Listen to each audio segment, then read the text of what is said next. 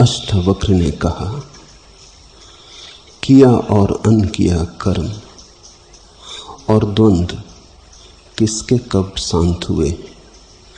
इस प्रकार निश्चित जानकर इस संसार में उदासीन निर्वेद होकर अव्रति और त्याग परायण हो। कृता कृते च द्वंद्वानि कदा शांतानि कश्यवा एवं ज्ञातवे निर्वेदाद्भव त्याग परो अव्रति। बहुत बहुमूल्य सूत्र है। एक एक शब्द को ठीक से समझने की कोशिश करें। किया और अनकिया कर्म। मनुष्य उससे ही नहीं बंधता जो करता है, उससे भी बंध जाता है जो करना चाहता है।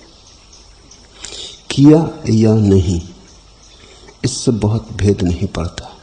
करना चाहा था तो बंधन निर्मित हो जाता है। चोरी की या नहीं, अगर की तो अपराध हो जाता है, लेकिन न की हो तो भी पाप तो हो ही जाता है। पाप और अपराध का यही भेद है।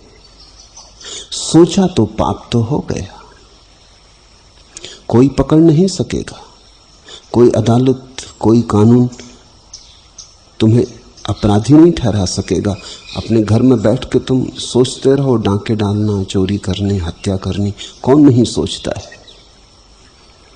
विचार पर समाज का कोई अधिकार नहीं जब तक कि विचार कृत्य ना बन जाए।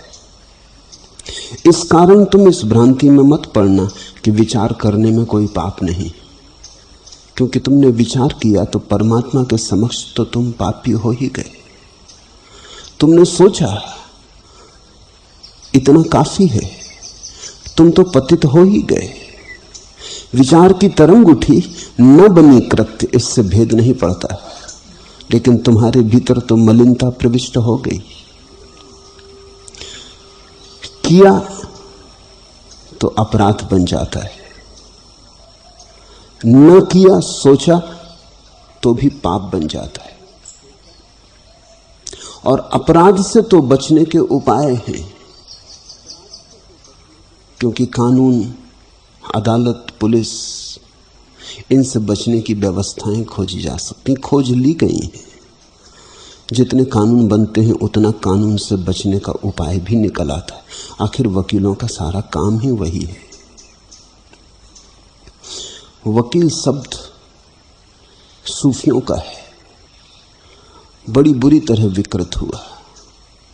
वकील के जो मौलिक अर्थ हैं वो हैं जो परमात्मा के सामने तुम्हारा गवाह होगा कि तुम सच हो। मोहम्मद वकील है, वो परमात्मा के सामने गवाही देंगे कि हाँ ये आदमी सच है। लेकिन फिर वकील शब्द का तो बड़ा अजीब पतन हुआ। अब तो तुम झूठ हो या सच, तुम्हारे लिए जो गवाही दे सकता है, प्रमाण जुटा सकता है कि तुम सच हो। वस्तुतः तुम जितने झूठे हो उतना ही जो प्रमाण जुटा सके कि तुम सच हो, वो उतना ही बड़ा वकील। अगर तुम सच हो और वकील तुम्हें सच सिद्ध करे तो उसकी वकालत का क्या मूल्य? कौन उसको वकील कहेगा? वकील तो हम उसी को कहते हैं इस दुनिया में जो झूठ को सच करे, सच को झूठ करे। सूफियों का शब्द था वकील, और वकील का अर्थ था गुरु तुम्हारा वकील होगा। वो तुम्हें परमात्मा के सामने प्रमाण देगा कि मेरी गवाही सुनो, यह आदमी सच है। जीसस ने कहा है अपने अनुयायियों से कि तुम घबराना मत, आखिरी क्षण में मैं तुम्हारा गवाह रहूंगा। मेरी गवाही का भरोसा रखना, वो वकालत है। लेकिन साधारणता तो वकील का अर्थ है जो तुमसे कहे घबराओ मत, पाप किया, झूठ बोले, चोरी की, कोई फिक्र मत करो, कानून में बचने का उपाय है। आदमी ऐसा कोई कानून तो खोज ही नहीं सकता जिससे बचने का उपाय ना हो। आदमी ही कानून खोजता है, आदमी ही कानून से बचने का उपाय भी खोज लेगा। अपराध से तो तुम बच सकते हो, और अक्सर बड़े अपराधी बच जाते हैं, छोटे अपराधी पकड़े जाते हैं। जिनको बचाने वाला कोई नहीं वो फंस जाते। जिनको बचाने के लिए धन है, सुविधा है, संपत्ति है, वो बच जाते। बड़े अपराधी नहीं पकड़े जाते। बड़े अपराधी तो सेनापति हो जाते हैं, राजनेता हो जाते हैं। बड़े अपराधी तो इतिहास पुरुष हो जाते। छोटे अपराधी कारागृहों में सड़ते। लेकिन जहां विचार का संबंध है वहां कोई तुम्हें बचा ना सकेगा। यहां तुमने विचार किया कि तुम पतित हो ही गए। ऐसा अगर होता कि अभी तुम विचार करते और कई जन्मों के बाद पतित हो, तो बीच में हम कोई उपाय खोज लेते, रुष्वत खिला देते। ऐसा कोई उपाय नहीं। विचार किया कि तुम पतित हुए।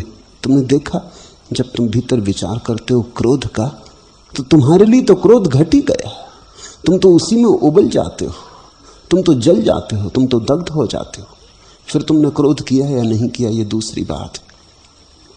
भीतर भीतर तो छाले पड़ गए, भीतर भीतर तो घाव हो गए। वो तो क्रोध के भाव में ही हो गए। क्रोध में ही क्रोध का परिणाम है।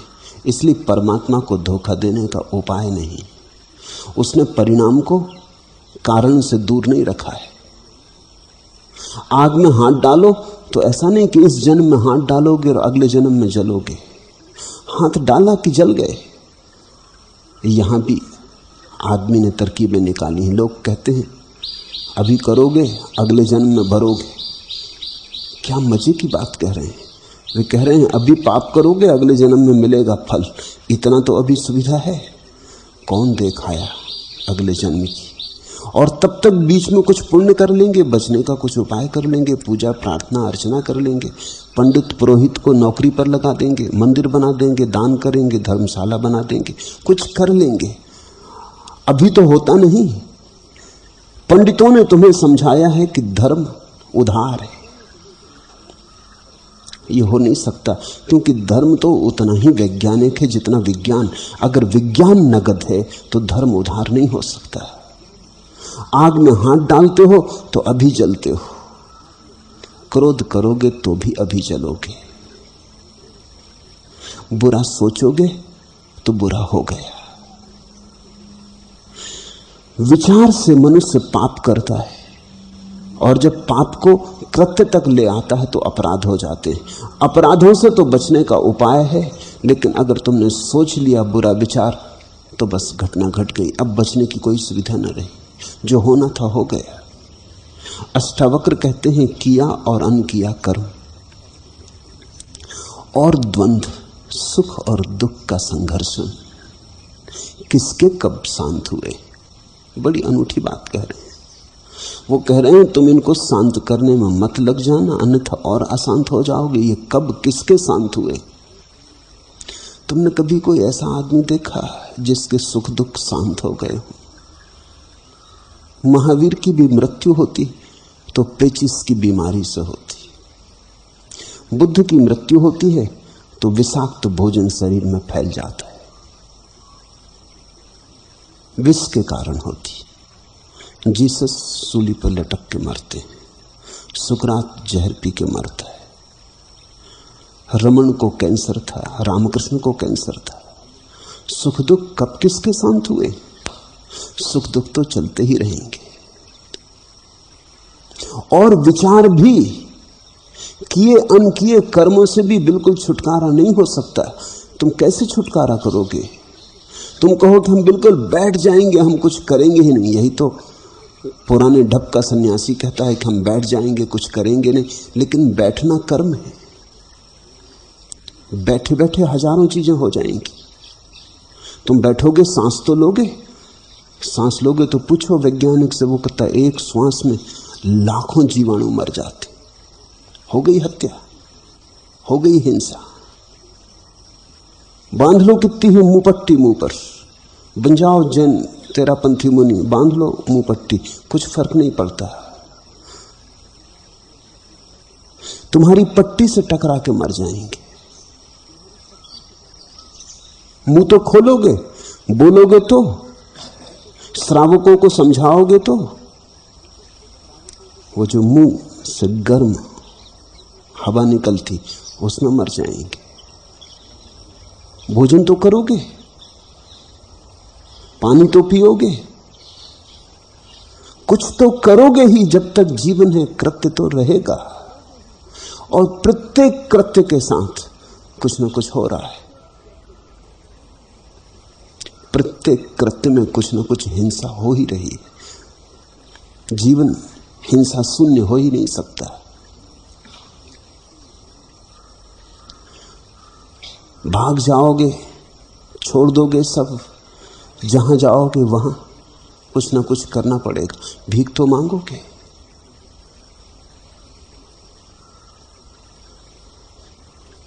कृत्य तो जारी रहेगा, जीवन का अनिवार्य अंग है। जीवन जब शून्य हो जाता है तभी कृत्य शून्य होता है। और जब कुछ करोगे तो कुछ विचार भी चलते रहेंगे।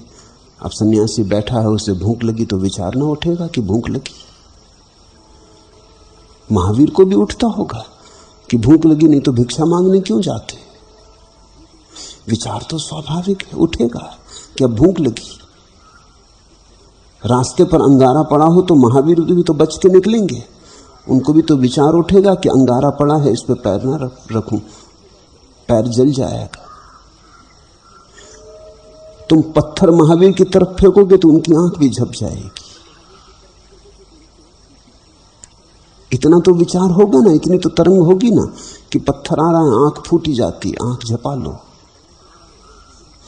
विचार तो उठता रहेगा, क्योंकि विचार भी जीवन का अनुसंग है। जब तक श्वास चलती तब तक विचार भी उठता रहेगा। इसका क्या अर्थ हुआ? क्या इसका अर्थ हुआ कि आदमी के शांत होने का कोई उपाय नहीं? नहीं, उपाय है। उसी उपाय की तरफ इंगित करने के लिए अष्टावक्र कहते हैं कि पहले ये समझ लो कि कौन कौन से उपाय काम नहीं आएंगे। छोड़ के भागना काम नहीं आएगा, कर्म से बचना काम नहीं आएगा, विचार से लड़ना काम नहीं आएगा। कृता कृते चाद्वंदानी कदा शांतानी कस्यवा। तू मुझे बता जनक, किसके कब विचार शांत हुए, किसके कब द्वंद दुख शांत हुए? जीवन है तो द्वंद है। दिन को जागोगे तो रात सोओगे ना, द्वंद शुरू हो गया, दोहरी प्रक्रियाएं हो गई। श्रम करोगे तो विश्राम करोगे। सुख होगा तो उसके पीछे दुख आएगा, जैसे दिन के पीछे रात आती, रात के पीछे फिर दिन चला आ रहा है। हर सुख के पीछे दुख है, हर दुख के पीछे सुख है, श्रृंखला बंधी है। श्वास भीतर लोगे तो फिर बाहर भी तो छोड़ोगे ना, नहीं तो फिर भीतर न ले सकोगे। तो बाहर लोगे श्वास तो भीतर जाएगी, भीतर लोगे तो बाहर जाएगी, द्वंद्व जारी रहेगा। इस जीवन की सारी गति द्वंद्वात्मक है। दो पैर से आदमी चलता है, सब चलने में दो की जरूरत है। दो पंख से पक्षी उड़ता है, उड़ने में दो की जरूरत है। एक पंख काट दो पक्षी गिर जाएगा, एक पैर काट दो आदमी गिर जाएगा। जीवन द्वंद्व से चलता है। जो निर्द्वंद हुआ वो तत्क्षण गिर जाएगा। इसलिए तो परमात्मा तुम्हें कहीं दिखाई नहीं पड़ता। जो भी दिखाई पड़ता है वो द्वंद्व से घिरा होगा। जहां द्वंद्व गया वहां दृश्य भी गया, वहां व्यक्ति अदृश्य हो जाता है। जीवन तो उसी अदृश्य का दृश्य होना है। इसलिए अष्टावक्र कहते हैं, किया अनकिया कर्म द्वंद्व किसके कब शांत हुए। तो इस उलझन में मत पड़ जाना कि इनको शांत करना है। मेरे पास लोग आते हैं, वो कहते हैं मन में बड़ा क्रोध है, इसे कैसे शांत करें। मैं उनसे कहता हूं झंझट में मत पड़ो। क्रोध को कौन कब शांत कर पाया है? तुम तो साक्षी भाव से देखो, जो है सो है, और देखते से ही शांत होना शुरू हो जाता है। लेकिन ये शांति बड़ी और है। इसका यह अर्थ नहीं है कि तरंगें नहीं उठेंगी, तरंगें उठती रहेंगी, लेकिन तुम तरंगों से दूर हो जाओ। तरंगें उठती रहेंगी, लेकिन इन तरंगों से तुम्हारा तादात्म्य टूट जाएगा। तुम ऐसा ना समझोगे ये तरंगें मेरी हैं। भूख लगेगी तो तुम ऐसा ना समझोगे मुझे भूख लगी, तुम समझोगे शरीर को भूख लगी। पैर में कांटा चुभेगा तो तुम समझोगे शरीर को पीड़ा हुई। विचार तो उठेगा, तुम में भी उठता है, महावीर में भी उठता है। तुम में उठता है अरे मुझे पीड़ा हुई, महावीर को उठता है अरे शरीर को कांटा गड़ा। जब तुम मरोगे तो तुम्हें विचार उठता है मैं मरा। जब रमण मरते हैं तो उन्हें विचार उठता है ये शरीर के दिन पूरे हुए। मृत्यु तो होगी ही, वो तो जन्म के साथ ही बंधा है द्वंद्व। इस प्रकार निश्चित जानकर इस संसार में उदासीन होकर अव्रति और त्याग परायण हो। एक एक शब्द कोहिनूर जैसा है। इस प्रकार निश्चित जानकर एवं ज्ञातवे, ऐसा जानकर। निश्चित जानकर का क्या अर्थ है? सुनकर नहीं, किसी और के जानने से उधार लेकर नहीं, ऐसा जीवन का अवलोकन करके, ऐसा जीवन को देख कि द्वंद्व यहां रुक कैसे सकता है, यहां विचार समाप्त कैसे हो सकते। सागर की सतह पर तो चलती ही रहेंगी तरंगें, हवा के इतने झकोरे हैं। सूरज निकलेगा, बादल आएंगे, हवा चलेगी, तूफान उठेंगे, सतह पर तो सब चलता ही रहेगा। इतना ही हो सकता है कि तू सतह पर मत रहे, तू सड़क के अपने केंद्र पर आ जा। प्रत्येक के भीतर एक ऐसी जगह है जहां कोई तरंग नहीं पहुंचती। तुम तरंग को रोकने की चेष्टा मत करो, तुम तो वहां सरक जाओ जहां तरंग नहीं पहुंचती। बाहर तुम बैठे हो, सुबह है, सर्दी के दिन है, धूप सुहावनी लगती, मीठी लगती, फिर थोड़ी देर में सूरज ज्यादा गर्म हो आया, ऊपर आ गया, ऊपर उठने लगा, पसीना पसीना होने लगे। अब तुम क्या करते हो? क्या तुम सूरज के ऊपर पानी छिड़कते हो कि चलो ठंडा कर दो सूरज को थोड़ा? तुम चुपचाप सरक जाते अपने घर की छाया में, तुम हटाते छप्पर के नीचे। अब कोई आदमी लेके हो जो सूरज को ठंडा करने की कोशिश करने लगे तो उसको तुम पागल कहोगे। तुम कहोगे अरे पागल, सूरज को कौन कब शांत कर पाया। यही अष्टावक्र कह रहे हैं, जब सूरज बहुत गर्म हो जाए तो सरक आना अपने छप्पर में, और गर्म हो जाए तो हट जाना अपने घर के अंतरतम भाग में, और गर्म हो जाए तो चले जाना भूमिगत कमरों में जहां कोई सूरज की किरण न पहुंचती हो। सरकते जाना भीतर। प्रत्येक के भीतर एक ऐसी जगह है जहां कोई तरंग नहीं पहुंचती। वही तुम्हारा केंद्र है, वही तुम्हारा स्वरूप है। उस गहराई में ही तुम्हारा वास्तविक होना है। इस प्रकार निश्चित जानकर एवं ज्ञातवे, ऐसा जानकर। मगर ये मैं कहूं इससे न होगा, अष्टावक्र कहें इससे भी न होगा, वेद कुरान कहते रहे हैं कुछ भी नहीं होता जब तक तुम न जानोगे, जब तक ये तुम्हारी प्रतीति न बनेगी। ज्ञान मुफ्त नहीं मिलता और उधार भी नहीं मिलता, जीवन के कड़वे मीठे अनुभव से मिलता है। जीवन जी के मिलता है। जीवन को जीने में जो पीड़ा है, तप है, उस सब को झेल के मिलता है। ऐसा निश्चित जानकर आदमी इस संसार में उदासीन हो जाता है। उदासीन शब्द बड़ा प्यारा है। आसीन का मतलब तो तुम समझते ही हो, बैठ जाना, आसन। उदासीन का अर्थ है अपने में बैठ जाना, अपनी गहराई में बैठ जाना, ऐसे सरक जाना अपने भीतर की जहां बाहर की कोई तरंग न पहुंचती हो। हेरिगेल ने बड़ी मीठी घटना लिखी है अपने ज़ेन गुरु के बाबत। हेरिगेल जापान में था और 3 वर्षों तक धनुर्विद्या सीखता था एक जैन गुरु से। धनुर्विद्या भी ध्यान को सिखाने के लिए एक माध्यम है।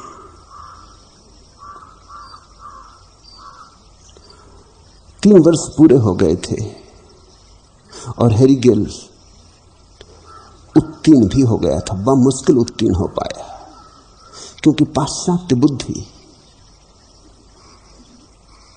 तकनीक को तो समझ लेती है, टेक्नोलॉजिकल है, लेकिन उससे गहरी किसी बात को समझने में उसे बड़ी अड़चन होती।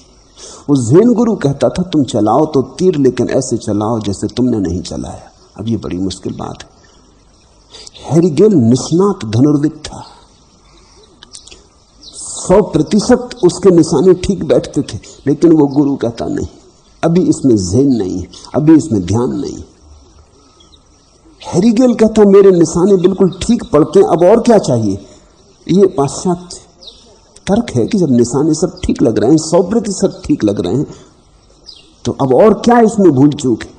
लेकिन ज़ैन गुरु कहता हमें तुम्हारा निशाना ठीक लगता है कि नहीं, इससे सवाल नहीं, तुम ठीक हो या नहीं इससे सवाल है। निशाना चूके तो भी चलेगा, निशाने की फिक्र किसको है, तुम न चूको। बात बड़ी कठिन थी। वो कहता तुम ऐसे तीर चलाओ कि चलाने वाले तुम न रहो, करता तुम न रहो, तुम सिर्फ साक्षी। चलाने दो परमात्मा को, चलाने दो विश्व की ऊर्जा को, मगर तुम न चलाओ। भी बड़ी कठिन बात है। हैरिगेल कहेगा कि मैं न चलाऊं तो मैं फिर तीर को प्रत्यंचा पर रखूं ही क्यों। अब जब रखूंगा तो मैं ही रखूंगा, जब खींचूंगा प्रत्यंचा को तो मैं ही खींचूंगा। कौन बैठा है खींचने वाला। और जब तीर का निशाना लगाऊंगा तो मैं ही लगाऊंगा, कौन बैठा है देखने वाला। और 3 वर्ष बीत गए और गुरु ने उससे कहा कि अब बहुत हो गया, अब तुम्हारी समझ में ना आएगा, ये बात नहीं होने वाली, तुम वापस लौट जाओ। तो आखिरी दिन वो छोड़ दिया उसने ख्याल कि अपने से होने वाला नहीं है, या ये कुछ पागलपन का मामला है। वो गुरु से विदा लेने गया है। गुरु दूसरे शिष्यों को सिखा रहा है। 3 वर्ष उसने कई बार गुरु को तीर चलाते देखा, लेकिन ये बात दिखाई न पड़ी थी। नहीं दिखाई पड़ी थी क्योंकि खुद की चाह से भरा था कि कैसे सीख लूं, कैसे सीख लूं। बड़ा भीतर तनाव था। आज सीखने की बात तो खत्म ही हो गई थी। वो विदा होने को आया, आखिरी नमस्कार करने। कुछ भी हो, इस गुरु ने 3 वर्ष उसके साथ मेहनत तो की है। तो वो बैठा है एक बेंच पर, गुरु दूसरे शिष्यों को सिखा रहा है। वो खाली हो जाए तो हैरिगेल उससे क्षमा मांग ले और विदा ले ले। खाली बैठे बैठे उसको पहली दफा दिखाई पड़ा कि अरे वो गुरु उठाता है प्रत्यंचा दे, लेकिन जैसे उसने नहीं उठाई। कोई तनाव नहीं है उठाने में। रखता है तीर, लेकिन जैसे उदासीन। चढ़ाता है हाथ, खींचता है हाथ, लेकिन जैसे प्रयोजन शून्य।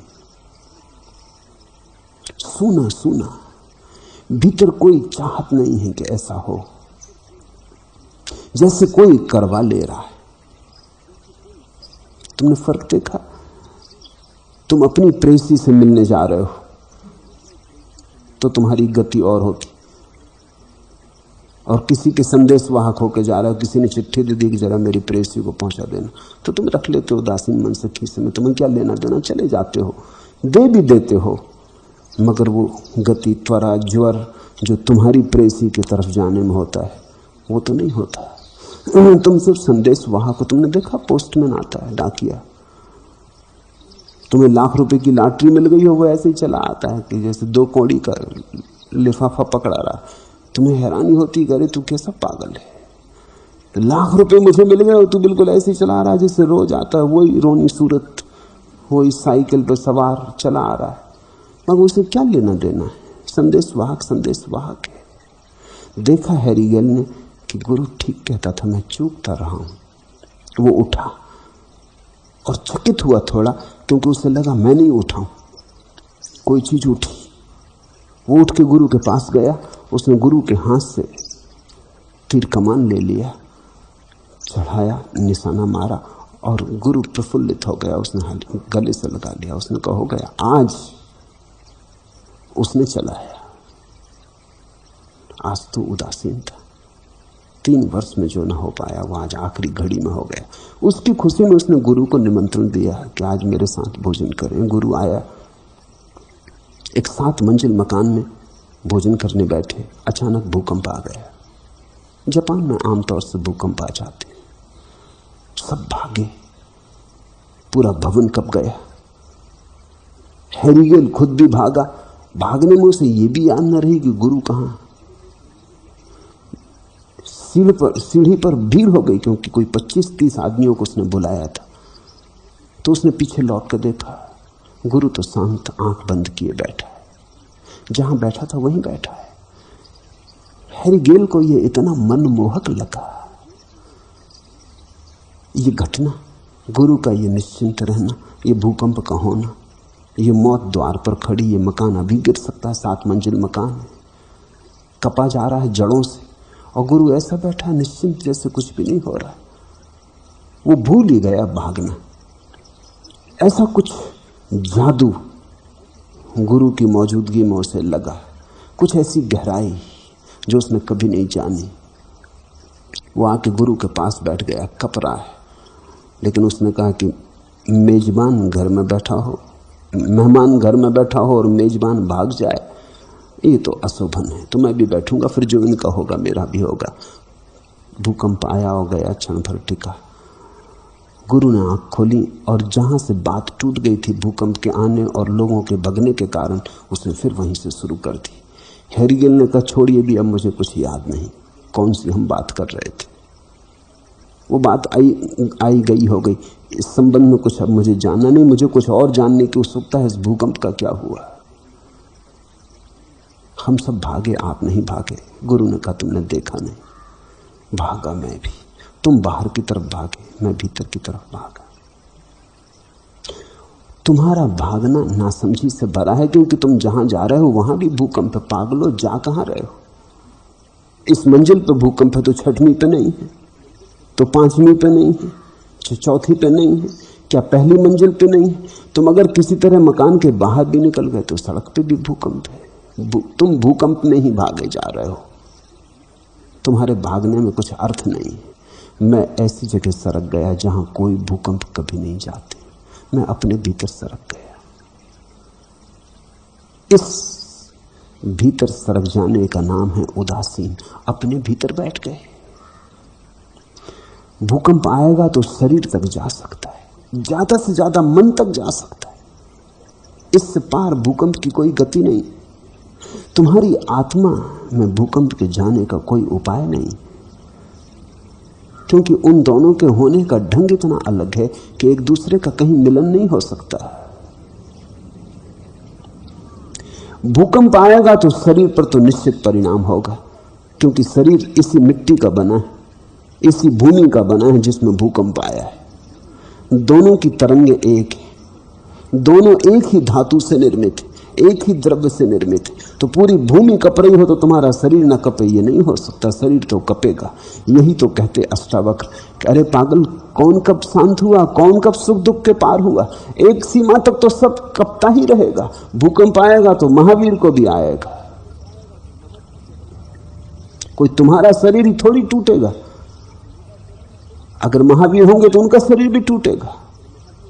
शरीर तो मिट्टी का है, तो मिट्टी के नियम काम करेंगे।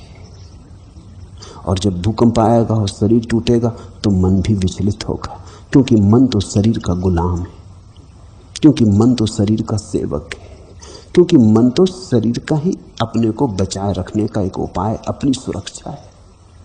जब भूख लगती तो मन कहता भूख लगी, क्योंकि शरीर अबोल है, गूंगा है, तो उसने एक बोलने वाले का सहारा ले रखा है। प्यास लगती तो मन कहता प्यास लगी, शरीर कह ना सकेगा। तो जैसा तुमने सुना हो कि एक अंधे आदमी ने और एक लूले आदमी ने दोस्ती कर ली थी। दोनों भिखमंगे थे, एक दूसरे का सहारा देते थे। अंधा देख नहीं सकता था, लूला चल नहीं सकता था। अंधा चल सकता था, लूला देख सकता था। दोनों की दोस्ती काम आई। अंधा बिठा लेता था लूले को अपने कंधों पर, दोनों भिक्षा मांग आते थे। दोनों अकेले तो असमर्थ थे, दोनों साथ साथ बड़े समर्थ हो जाते थे। शरीर में घटना घटती है, मन में अंकन होता है। मन और शरीर का संयोग है। मनोवैज्ञानिक तो कहते हैं मन और शरीर, इस तरह दो चीजों की बात नहीं करनी चाहिए। मनो शरीर एक ही घटना है, उसका एक बाहर का हिस्सा है, एक भीतर का हिस्सा है। तो अब नवीन मनोविज्ञान में शरीर और मन ऐसे दो शब्दों का प्रयोग नहीं किया जाता, या तो मनो शरीर का प्रयोग किया जाता, साइकोसोमेटिक। दोनों संयुक्त हैं। इसलिए जो शरीर में घटता है उसकी तरंगें मन तक पहुंच जाती। सच तो यह है कि शरीर में घटा नहीं की तरंगें पहुंच जाती, कभी कभी तो शरीर में घटने के पहले पहुंच जाती। जैसे कोई आदमी छुरा लिए चला आ रहा है मारने तुम्हें, तो अभी शरीर में तो छुरा लगा नहीं, लेकिन मन में खबर पहले पहुंच जाएगी। मन की जरूरत ही यही है कि कुछ घटे उसके पहले खबर दे दे कि बचो, ये आदमी छुरा मारने आ रहा है। तुम जब सोए हो तब कोई छुरा मारने आए तो मन सोया रहता, शरीर तो मौजूद रहता, लेकिन शरीर तो अंधा है, शरीर को तो कुछ दिखाई पड़ता नहीं। कोई आ जाए छुरा मार जाए तो कुछ पता ना चलेगा। तुम जागे हो तो मन सजग है। मन तो ऐसा है जैसे तुमने हवाई जहाज में रडार देखा हो, तो जैसे रडार का उपकरण 200 मील दूर तक देखता रहता, क्योंकि हवाई जहाज की गति इतनी है, अब तो ध्वनि से भी ज्यादा गति है कि अगर 200 मील दूर तक दिखाई ना पड़े तो दुर्घटना हो जाएगी, क्योंकि एक क्षण लगेगा 200 मील पार करने में। अगर हवाई जहाज 800 मील प्रति घंटे की रफ्तार से जा रहा है तो कितनी देर लगने वाली है। तो अगर हवाई जहाज के सामने ही जब कोई चीज आ जाए तब दिखाई पड़े, तब तो गए, तब तो तुम्हारे देखने में और बचाने के बीच समय ना होगा। तो रडार देखता है 200 मील, 600 मील, 1000 मील दूर बादल हैं, बिजली चमक रही, पानी गिर रहा, क्या हो रहा। मन रडार है, वो देखता कौन छुरा मारने आ रहा है, वो देखता अरे ये वृक्ष गिर रहा, हट जाओ, वो देखता है राह पर कांटे पड़े हैं, बच जाओ। मगर है वो शरीर का सेवक,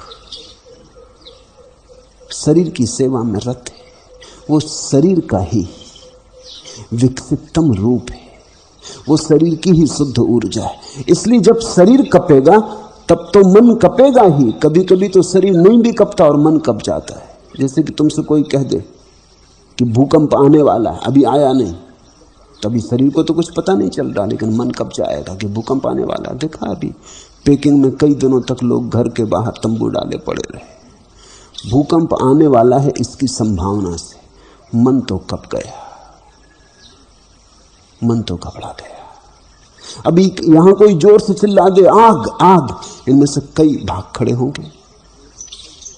आग ना भी लगी हो तो भी भाग खड़े होंगे, क्योंकि इसकी सुविधा कहां मिलेगी कि जांच पड़ताल करें। मन ने सुना आग कि भागा मन। देखा तुमने, कोई कह दे नींबू और तत्क्षण लार मन में बहनी शुरू हो जाती। अभी नींबू शरीर में डाला नहीं, लेकिन नींबू शब्द और भीतर लार बहनी शुरू हो गई। मन तैयारी करने लगा कि नींबू करीब आ रहा है। शब्द आया है तो शायद यथार्थ भी आता होगा। उस ज़ेन गुरु ने हैरीगेल को कहा भागे तुम, लेकिन तुम्हारा भागना व्यर्थ था, क्योंकि तुम भूकंप में ही भागे जाते थे। भागा मैं भी, यद्यपि तुम्हें दिखाई न पड़ा, मैं भीतर की तरफ भागा। मैंने तत्क्षण अपना तादात्म्य शरीर और मन से अलग कर लिया। इन पर भूकंप घट सकता, इनसे दोस्ती अभी ठीक नहीं। मैं तत्क्षण अपने को अलग कर लिया। शरीर कपता रहा, मन कपता रहा, मैं भीतर बैठा देखता रहा। भूकंप आ जाता तो शरीर मरता, मन टूटता, बिखरता, मेरा कुछ होने वाला नहीं था। नैनम छिदंती शस्त्राणि, नहीं शस्त्र उसे छेद पाते। नैनम दहित पाविका, नहीं आग उसे जला पाती। किया और अनकिया कर्म और द्वंद्व किसके कब शांत हुए। इस प्रकार निश्चित जानकर इस संसार में उदासीन निर्वेद होकर अव्रति और त्याग परायण हो। तुमने उदासीन शब्द सुना होगा, लेकिन इसका ठीक ठीक अर्थ शायद कभी ना समझा होगा। लोग तो समझते हैं उदासीन का संबंध उदास से है। लोग सोचते हैं जो जिंदगी से उदास हो गए वो उदासीन। उदास से उदासीन का कुछ लेना देना नहीं, क्योंकि जिंदगी में जो उदास हो गए हैं वो तो उदासीन हो ही नहीं सकते। जिंदगी में उदास होने का तो इतना ही मतलब है कि अभी उनकी बुद्धि जागी नहीं तो उदास होने को भी यहाँ कुछ नहीं है। यहाँ प्रफुल्लित होने को भी कुछ नहीं है, उदास होने को भी कुछ नहीं। न यहाँ पाना है न देना है, हानि लाभ न कछु। अगर लाभ हो सकता हो तो तुम प्रफुल्लित हो जाते हो, अगर हानि होने लगे तो उदास हो जाते हो। लेकिन यहां तो ना हानि है ना लाभ। इसलिए उदासीन का उदास शब्द से कोई अर्थ नहीं। भला भाषा शास्त्र कुछ भी कहते हो, मुझे उसका प्रयोजन नहीं। मैं तुम्हें कुछ आत्मशास्त्र की बात कह रहा हूं, भाषा शास्त्री में हूं भी नहीं। उदासीन का अर्थ है अपने भीतर जो आसीन, उदासीन, जो अपने भीतर बैठ गया, जो अपने अंतरतम में बैठ गया और वहां से देखने लगा लीला, वहां साक्षी हो गया और सारा जगत बाहर का भीतर का सब दृश्य मात्र नाटक हो गया। जो ठीक से जान लेता है, अष्टावक्र कहते हैं, वो उदासीन हो जाता। वो फिर ये भी नहीं कहता कि मुझे शांत होना, वो कहता न मैं शांत हो सकता हूं न अशांत, मैं तो दृष्टा हूं। ये शांत और अशांत होने की बात भी मन के साथ तादात्म्य के कारण है। वो ये भी नहीं कहता कि मुझे सुखी होना है, क्योंकि सुखी होना और दुखी होना साथ साथ चलने वाला है। जो सुखी होना चाहता है वो दुखी भी होगा, दोनों पंख चाहिए उड़ने के लिए। तुम अकेले सुखी होना चाहते हो, तुम व्यर्थ की आकांक्षा कर रहे हो जो कभी सफल नहीं हो सकती। जितने तुम सुखी होने चाहोगे उतने दुखी हो जाओगे। जिसने जान लिया वो तो कहता अब मुझे ना सुखी होना, ना दुखी, ना शांत, ना अशांत। लोग आते हैं मेरे पास, वो कहते हैं कि ध्यान हमें सीखना है क्योंकि हम शांत होना चाहते। उन्हें ध्यान का अर्थ भी पता नहीं। ध्यान का अर्थ होता है ऐसी भीतर की अवस्था जहां न शांति है न अशांति। वही शांति है जहां शांति भी नहीं, क्योंकि जहां तक शांति है वहां तक अशांत होने का उपाय है। तुम बैठे हो तो तुमने देखा होगा कभी कभी घर में कोई आदमी ध्यान में उत्सुक हो जाता तो वो शांत होकर बैठा है। किसी बच्चे ने किलकारी मार दी, वो अशांत हो गए। ये भी कोई शांति हुई? क्या आप बड़े ध्यान मंदिर में बैठे हैं, ध्यान कर रहे हैं और पत्नी ने एक प्याली गिरा दी, और ऐसे मौके पे पत्नी जरूर गिरा देगी और आप बौखला गए कि अशांति हो गई कि पड़ोसी ने रेडियो चला दिया, और आप अशांत हो गए कि पड़ोसी के यहां बड़े अधार्मिक पापी हैं, नरक जाएंगे। ध्यान भ्रष्ट कर दिया। जो भ्रष्ट हो जाए वो ध्यान नहीं, जिससे तुम डमाडोल हो जाओ वो ध्यान नहीं। प्यालियों के टूटने से, रेडियो के चल पड़ने से, बच्चे के हंसने से जो बिखर जाता हो वो है ही नहीं। तुम किसी तरह अपने को संभाल के बैठे थे, मगर वो संभाल के बैठा होना सिर्फ नियंत्रण था, कोई गहरा अनुभव नहीं था। थे तो तुम बिल्कुल करीब सतह के, शायद सिर डुबा लिया था, लेकिन थे बिल्कुल सतह के करीब। जरा सी चोट बाहर से आई कि तुम अस्त व्यस्त हो गए। ध्यान न तो शांति है ना अशांति। ध्यान तो वैसी चित्त की साक्षी दशा है जहां तुम शांति को उठते देखते और आसक्त नहीं होते, जहां तुम अशांति को उठते देखते और विक्षुब्ध नहीं होते। तुम कहते ये तो मन का खेल है, चलता रहेगा, ये तो सागर की लहरें चलती रहेंगी, इनसे क्या लेना देना है। तुम दूर बैठे उदासीन देखते रहते।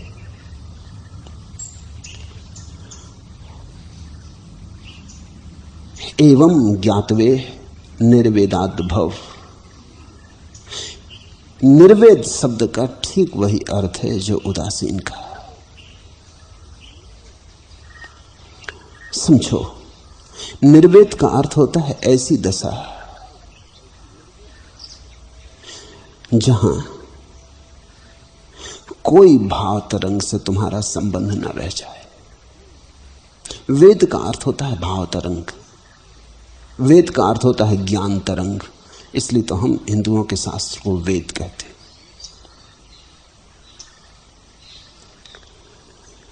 इसलिए तो हम दुख को वेदना कहते हैं, भाव तरंग, पीड़ा घेर लेती। निर्वेद का अर्थ है जहां ना तो ज्ञान की तरंग रह जाए ना भाव की तरंग रह जाए, क्योंकि ज्ञान की तरंग उठती है मस्तिष्क में और भाव की तरंग उठती है हृदय में।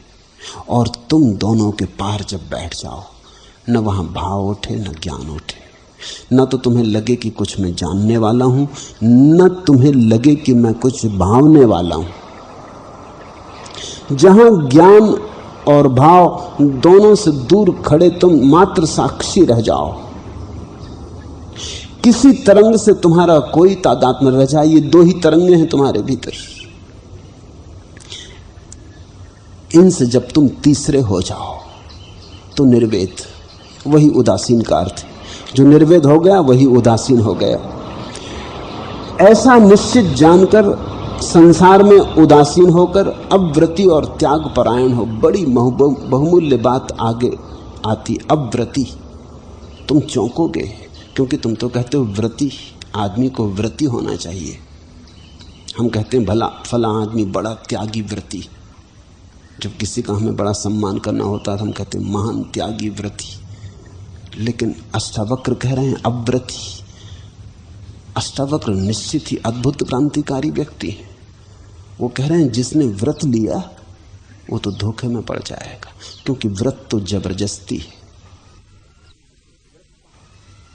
व्रत का अर्थ तो है हठ, व्रत का अर्थ तो है आग्रह। अब व्रति का अर्थ है जिसका कोई आग्रह नहीं, जिसकी कोई मनसा नहीं, जो नहीं कहता कि ऐसा ही हो। समझो एक आदमी चोर है, वो व्रत ले लेता मंदिर में जाके कि अब मैं चोरी नहीं करूंगा। क्या घटेगा इसके भीतर? यह आदमी चोर है। व्रत लेने से ही तो चोरी नहीं रुक सकती है, नहीं तो दुनिया में सभी व्रत ले लेते और संत हो जाते। इसने मंदिर में जाके व्रत लिया कि मैं चोरी नहीं करूंगा। किसी महात्मा के चरणों में सिर झुका के कहा कि आशीर्वाद दें कि मेरा व्रत पूरा हो कि मैं चोरी नहीं करूंगा। समूह समाज के समक्ष इसने घोषणा की कि अब मैं चोरी नहीं करूंगा। ये कर क्या रहा है? ये कर ये रहा है कि ये चोरी के खिलाफ अपने अहंकार को खड़ा कर रहा है।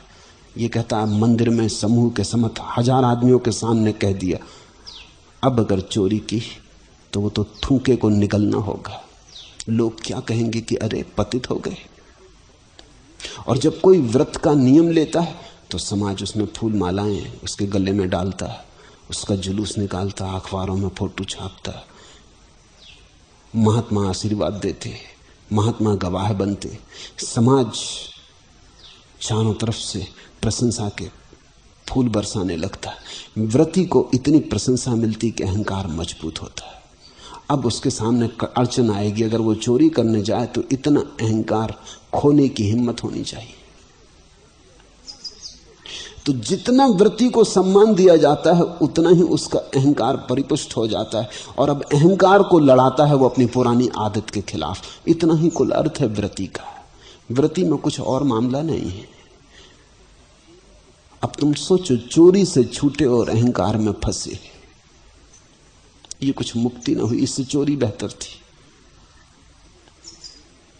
इससे चोरी बुरी नहीं थी। ये तो कुएं से बचे और खाई में गिरे।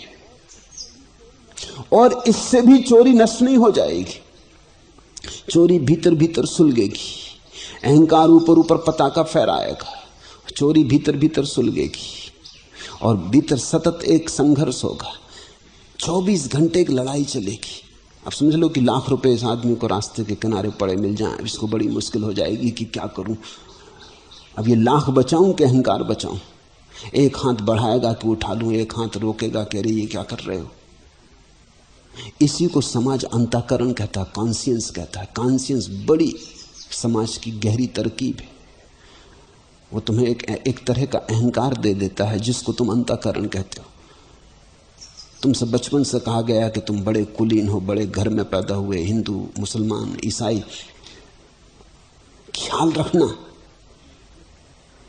अपनी इज्जत का, अपने परिवार का, अपने वंश का, अपने कुल का, अपने धर्म का, अपने राष्ट्र का स्मरण रखना। तुम कौन हो? तुम कोई साधारण पुरुष नहीं हो। तुम हिंदू हो कि मुसलमान हो कि ईसाई हो, बाकी सब साधारण है। मुल्ला जब मरने लगा तो लोगों ने उसकी प्रार्थना सुनी। वो कह रहा था परमात्मा से, एक हे प्रभु, मैंने चोरी की है बहुत बार, ये सच है, और मैं कई बार अचौरी के ब्रश से पतित हुआ हूं। मैंने दूसरों की स्त्रियों की तरफ बुरी नजर से देखा है, ये भी सच है, मैं व्यभिचारी हूं। और मैंने कोई बड़ी बड़ी चोरियां की हूं, ये भी नहीं, मैंने मुर्गियां तक पड़ोसियों की चुरा ली। और मैं सब तरफ से बेईमान हूं, झूठा हूं। झूठ मेरी आदत में शुमार हो गई, सच मुझसे बोला नहीं गया। मैं दुष्ट भी हूं। छोटी मोटी बात पे झगड़ा मुझे बिल्कुल आसान, मारपीट आसान है। इतना ही नहीं, मैंने एक आदमी की हत्या भी कर दी है, और हत्या के विचार तो मेरे मन में सदा उठते रहे। ये सब है, लेकिन एक बात तुमसे कहना चाहता हूं कि मैंने सब कुछ किया हो, लेकिन अपना धर्म कभी नहीं खोया। अब ये बड़े मजे की बात है। अब ये धर्म क्या है कि मैंने अपना दीन कभी नहीं खोया, रहा सदा मुसलमान ही। उस संबंध में मैंने कभी ऐसा नहीं कि ईसाई हो गया कि हिंदू हो गया, रहा सदा मुसलमान ही। धर्म मैंने कभी नहीं खोया। इतनी बात मैं जरूर तुझसे कहूंगा, ये तू याद रखना, लाख बुरे काम कर लिए लेकिन धर्म कभी नहीं खोया। अब लोग धर्म बचा रहे हैं। धर्म भी अहंकार का हिस्सा हो जाता है। कुल, प्रतिष्ठा, मान, मर्यादा। और तुम थोड़ा सोचो, तुमने कसम ले ली चोरी नहीं करेंगे, और चोर का तुम्हारा मन है और ये अहंकार है। अब इन दोनों में संघर्ष चलेगा। एक युद्ध तुम्हारे भीतर पैदा होगा, महाभारत तुम्हारे भीतर चलेगा। तुम आ गए जोश खरोश में, सुन रहे थे किसी साधु संत की बात, उसने तुमको घबरा दिया कि अगर काम वासना रही तो नरक में सड़ोगे, और उसने खूब स्पष्ट चित्र खींचे, रंगीन, 3 डायमेंशनल, कि वहां आग की लपटें हैं और कढ़ाई जल रहे हैं तेल के, और उन कढ़ाओं में डाले जाओगे, मरोगे भी नहीं, और सेंके भी जाओगे, और उबाले भी जाओगे, और मरोगे भी नहीं, और कीड़े तुम्हारे शरीर में छेद बना बना के दौड़ेंगे, और मरोगे भी नहीं, और छिद्र छिद्र हो जाओगे। उसने खूब तस्वीर खींची रंगीन, और तुम्हें बिल्कुल घबरा दिया। उस घबराहट के भावावेश के क्षण में तुम खड़े हो गए। तुमने कहा मैं ब्रह्मचर्य की प्रतिज्ञा लेता हूं, अब मरे। घर तक लौटते लौटते जब शांत हो जाओगे, थोड़े उद्विग्न थोड़ा बैठेगा, मंदिर की हवा से थोड़े दूर हो जाओगे, और तुम्हें याद आएगा ये क्या कर बैठे। अब फांसी लगी, व्रती हो गए, और लोगों ने तालियां बजा दी। और लोग तो कोई भी बुद्धू बन रहा हो तो ताली बजाते। लोगों की तालियों से बड़े सावधान रहना। एक अद्भुत फकीर थे महात्मा भगवान दीन, वो कभी कभी मेरे पास रुकते थे। मेरी तो छोटी उम्र थी, लेकिन उनका मुझसे बड़ा लगाव था। वो कभी मेरे गांव से गुजरते तो मेरे पास जरूर रुकते। उनकी एक खूबी थी, जब वो बोलते अगर कोई ताली बजा दे तो बड़े नाराज हो जाते। वो उठ के खड़े हो जाते, जब मैं बोलूंगा नहीं, क्यों ताली बजाई। मैंने उनसे कहा कि लोग ताली बजा रहे हैं, आप इतने नाराज होते। वो कहते हैं लोग ताली तब बजाते हैं जब कोई आदमी बुद्धूपन करता। मैंने जरूर कोई गलती की होगी। पहली तो बात, इन बुद्धुओं को अगर मैं सच बात कहूं तो समझ में ना आएगी, गलत कहूं तभी समझ में आती, और तभी ये ताली बजाते हैं। ताली बजाई कि मैं तत्काल समझ जाता हूं कि हो गई कोई गलती। वो ठीक कहते हैं, जैसा आदमी हो उसको देख के ऐसा ही लगता है। आदमी तो उसी बात पे ताली बजाता जो उसको जचती है। जब तुम किसी के ब्रह्मचर्य के व्रत लेने पे ताली बजाते हो तो मतलब क्या है? तुम ये कह रहे हो कि लेना तो हम भी चाहते हैं, लेकिन अभी नहीं। तुमने हिम्मत की, बड़ा अच्छा। तुम आगे बढ़े, बड़ा अच्छा। तुम शहीद हो रहे हो, बड़ा अच्छा। जाओ, हमारी शुभकामनाएं तुम्हारे साथ। मगर यही लोग जिन्होंने ताली बजाई अब नजर रखेंगे। अब वो देखेंगे कि कहीं सिनेमा में तो नहीं बैठे हो ब्रह्मचर्य का व्रत लेके, यहां होटल में बैठे क्या कर रहे हैं, क्लब में क्या कर रहे हैं, ये किसकी स्त्री के साथ चले जा रहे हो। मेरे एक सन्यासी ने सन्यास लिया, एक युवक ने। वो कुछ दिन बाद मेरे पास आया कि मेरी पत्नी को भी सन्यास से। तो मैंने कहा मामला क्या है? उसने कहा कि मैं गरीब आदमी हूं, मैं ये गिरवे वस्त्र पहन के अपनी पत्नी के साथ कहीं जाता हूं तो लोग रोक लेते हैं कि किसकी पत्नी? सन्यासी। लोग भला धार्मिक ना हो, लेकिन दूसरे को तो धार्मिक बनाने में उत्सुक रहते ही। ये किसकी पत्नी को लेके जा रहे हो? झगड़ा झांसा खड़ा करते। इसको भी आप सन्यास दे दें। मैंने उसको सन्यास दे दिया। वो 8 दिन बाद फिर आया कि मेरे बेटे को, क्योंकि लोग कहते हैं कि बाबा जी किसका बच्चा भगाए ले जा रहे। ये गिरुआ तो खतरनाक है, क्योंकि लोगों की अपेक्षाएं। लोग ताली बजा देंगे, फूल माला पहना देंगे, उनकी फूल माला में छिपी फांसी को मत भूल जाना। उनने गर्दन पे हाथ रख लिया। अब वो कहेंगे कहां जा रहे हो, क्या कर रहे हो, कैसे उठते, कैसे बैठते, किससे बात करते, कितनी देर सोते, ब्रह्म मुहूर्त में उठते कि नहीं। अब वो सब तब तुम्हारी जांच रखेंगे। उनने जो ताली बजाई थी उसका बदला लेंगे। और तुम मरे, तुम मुश्किल में पड़े, क्योंकि काम वासना कसम खाने से मिटती होती, इतनी आसान बात होती तो सारा दुनिया काम वासना के बाहर हो गया होता। अब ये ब्रह्मचर्य खींचेगा और ये काम वासना खींचेगी, और इन दोनों के बीच तुम पिसोगे, दो पाटों के बीच। अब तुम्हारी बुरी तरह मरम्मत होगी। बार बार तुम वासना में गिरोगे और बार बार तुम अपने को संभाल के बाहर निकालोगे और बार बार गिरोगे। तुम्हारा जो अब तक थोड़ा बहुत आत्म गौरव था वो भी नष्ट हो जाएगा। तुम पाओगे मुझ जैसा पापी कोई भी नहीं। मंदिर में जाके लोग सिर्फ यही समझ के लौटते हैं कि हम जैसा पापी कोई भी नहीं। अष्टावक्र कहते हैं अव्रति त्याग परायण। यही मैं भी तुमसे कहता हूं, तुम्हारा बोध ही तुम्हारा व्रत हो, उससे ज्यादा व्रत की कोई जरूरत नहीं। तुम्हें समझ में आ गई है बात, बस काफी है। इसके लिए समाज की स्वीकृति और समादर की कोई भी जरूरत नहीं। तुम समझ गए, तुम्हें ब्रह्मचर्य में रस आने लगा, बिल्कुल ठीक है। व्रत की क्या जरूरत है? व्रत तो इतना ही बताता है कि रस अभी आया नहीं था, सिर्फ लोभ पैदा हुआ था। ब्रह्मचर्य का लोभ पैदा हुआ तो व्रत अगर समझ में ही आ गया तो तुम ऐसी तो कभी कसम नहीं खाते कि मैं कसम खाता हूं कि सदा 2 2 4 ही जोड़ूंगा। तुम जानते हो कि 2 2 4 होते हैं, इसमें जोड़ना क्या, कसम क्या खानी। और अगर तुम जाके किसी मंदिर मस्जिद में कसम खाओ कि हे सदगुरु मुझे आशीर्वाद दें, अब से मैं 2 2 सदा 4 ही जोड़ूंगा, तो साफ है कि तुम विक्षिप्त हो। और जो तुम्हें आशीर्वाद दे वो तुमसे भी आगे है विक्षिप्त होने। तुम्हारा दिमाग खराब है। तुम्हें शक है कि तुम 2 2 5 जोड़ोगे। उस शक से लड़ने के लिए तुम इंतजाम कर रहे हो पहले से। तुम्हें अपनी भीतरी अवस्था का पता है कि जब मैं जोड़ूंगा तो 2 2 5 होंगे। नहीं, कसम खा लो, पहले से इंतजाम कर लो।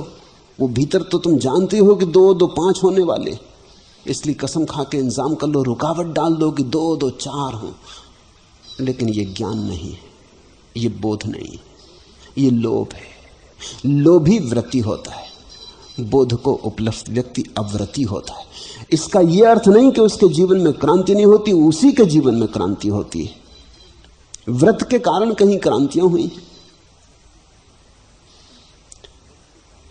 अगर व्रत के कारण क्रांति हो सके तो इसका अर्थ हुआ कि ऊपर से थोपने से, जबरदस्ती आग्रह अपने ऊपर आरोपित कर लेने से आत्मा बदल जाएगी। ये तो नहीं हो सकता। तुम व्रत के कारण सैनिक तो हो सकते हो, सन्यासी नहीं हो सकते। तुम व्रत के कारण एक अभ्यास कर ले सकते हो, एक हट कर ले सकते हो और एक खास ढंग में चलने की आदत बना ले सकते हो, लेकिन उससे तुम्हारे जीवन में सूर्योदय ना होगा। सूर्योदय तो अव्रती को होता है। अव्रती का अर्थ इतना ही है कि जो तुम्हें दिखाई पड़ता है वो करना, लेकिन इसकी घोषणा क्या करनी, इसके लिए किसी की स्वीकृति क्या लेनी। जो तुम्हें समझ में आ गया है, अगर ठीक से आ गया है तो अपने आप तुम्हारे आचरण में आना शुरू हो जाएगा। समझ आचरण में रूपांतरित होती ही है, उससे अन्यथा न हुआ है न हो सकता है। इसलिए व्रत की कहां जरूरत है।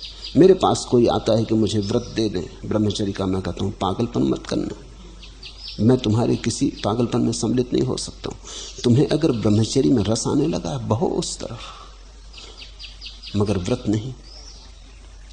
कोई मुझसे कहता है कि आप मुझे कसम दिलवा दें कि मैं सदा ध्यान करूं, कभी चूकूं ना। मैं तुम्हें यह कसम नहीं दिलवाता, मैं किसी पाप में भागीदार नहीं होता। तुम्हें अगर समझ आ गई तो तुम ध्यान करोगे, और अगर ध्यान में रस आएगा तो वही रस नियम बनेगा। आज करोगे और कल नहीं करोगे तो कल तुम पाओगे कुछ चूका, कुछ खोया, कुछ गंवाया, दिन ऐसे ही गया, एक तंद्रा छाई रही। तो परसों तुम फिर करोगे। कर करके तुम जानोगे कि जब तुम करते हो तो एक उज्ज्वलता, एक पवित्रता, एक सुचिता का जन्म होता है। करने से पता चलेगा कि तुम ताजे ताजे रहते, एक स्वच्छता, जैसे सद्ध स्नात। 24 घंटे जीवन के सब उलझनों के बीच भी तुम गैर उलझे बने रहते। उपद्रव हैं, चलते रहते हैं, काम धाम है, व्यवसाय है, आपाधापी है, लेकिन भीतर कहीं कोई सूत्र जुड़ा रहता अंतरात्मा से, और वहां सब शांत है। न कोई आपाधापी, न कोई व्यवसाय, न कोई उपद्रव। कर करके तुम्हें पता चलेगा कि अगर एक दिन भोजन न करो तो उतनी हानि नहीं है जितनी ध्यान न करने से। एक दिन अगर स्नान न करो तो चल जाएगा, क्योंकि भोजन शरीर का कृत्य है, ध्यान आत्मा का, ध्यान आत्मा का भोजन है। अगर ऐसा किसी दिन हो कि आज समय ज्यादा नहीं है, या तो भोजन छोड़ूं करना या ध्यान कर लूं, तो तुम ध्यान करोगे, मगर व्रत के कारण नहीं, क्योंकि व्रत के कारण किया तो धोखा होगा। मैं राजस्थान जाता था अक्सर, तो राह में एक जगह मुझे ट्रेन बदलनी पड़ती थी, वहां कोई 2-3 घंटे रुकना पड़ता है। सांझ का वक्त होता है, तो कुछ मुसलमान मित्रों को मैं देखता कि वो स्टेशन पर अपना कपड़ा बिछा के नमाज पढ़ रहे हैं।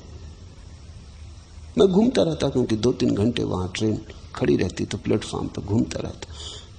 मगर जो नमाज पढ़ रहे हैं वो बीच बीच में लौट के देखते जाते हैं कि ट्रेन कहीं छूट तो नहीं गई। एक सज्जन मेरे ही डब्बे में एक बार यात्रा कर रहे थे, तो रास्ते में उनसे पहचान भी हो गई।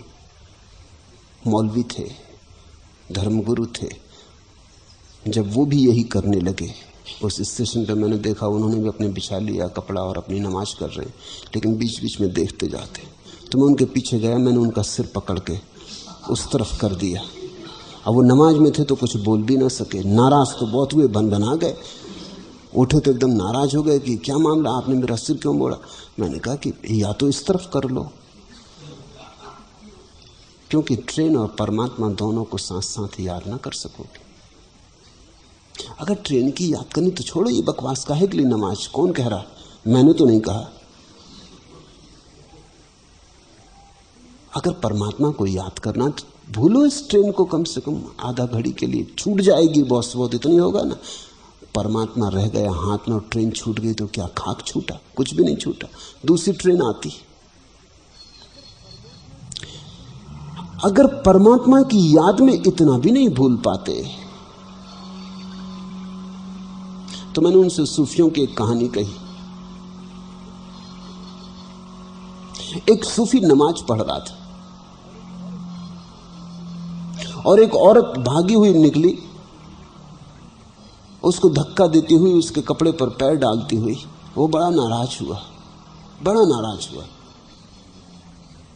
लेकिन नमाज में था तो बोल नहीं सका। जल्दी उसने नमाज पूरी की, जिसका पीछा करें, कैसी बदतमीज औरत, इतना भी ध्यान नहीं। लेकिन जब वो नमाज करके उठा तो वो औरत वापस आ रही थी, तो उसने उसे पकड़ा। उसने कहा कि सुन बदतमीज औरत, तुझे इतना भी पता नहीं कि कोई ध्यान कर रहा है, नमाज कर रहा है, प्रार्थना कर रहा है, तो इस तरह सलूक करना चाहिए कि तू मुझे धक्का देती और मेरे कपड़े पे पैर रखती निकल गई। उसने कहा क्षमा करें, मुझे याद भी नहीं, मैं अपने प्रेमी से मिलने जाती थी, मुझे याद भी नहीं कि आप कहाँ बैठे थे, कहाँ नमाज पढ़ रहे थे, कौन नमाज पढ़ रहा था, कौन नहीं पढ़ रहा था, मुझे याद नहीं। वर्षों बाद मेरा प्रेमी आता था, मैं उसे लेने गांव के बाहर द्वार पर जाती थी, क्षमा करें। लेकिन एक बात आपसे पूछती हूँ, मैं अपने प्रेमी से मिलने जाती थी, क्षणभंगुर प्रेमी, आप अपने प्रेमी से मिलने गए थे, आपको मेरे पैर कपड़े पर पड़ गए, मेरा धक्का लगा, इसका समझ में आ गया, आप परमात्मा से मिल रहे थे, तो मेरी प्रार्थना आपसे बेहतर है। माना कि मैं किसी के शरीर के मोह में पड़ी हूं और ये मोह ठीक नहीं, लेकिन कम से कम है तो। और माना कि तुम परमात्मा के मोह में पड़े हो, मगर है कहां। कहते हो सूफी के जीवन में क्रांति हो गई इस बात से। उसने कहा अब नमाज तभी पढ़ेंगे जब प्रेम होगा, अन्यथा क्या सार है। व्रत से नहीं, बोध से, व्रत से नहीं, प्रेम से, व्रत से नहीं, नियम से नहीं, किसी बाहरी अनुशासन से नहीं, अंतर्भाव से। अब व्रती और त्याग परायण हो, बड़ी उल्टी बात, बड़ा कंट्राडिक्शन, बड़ा विरोधाभास।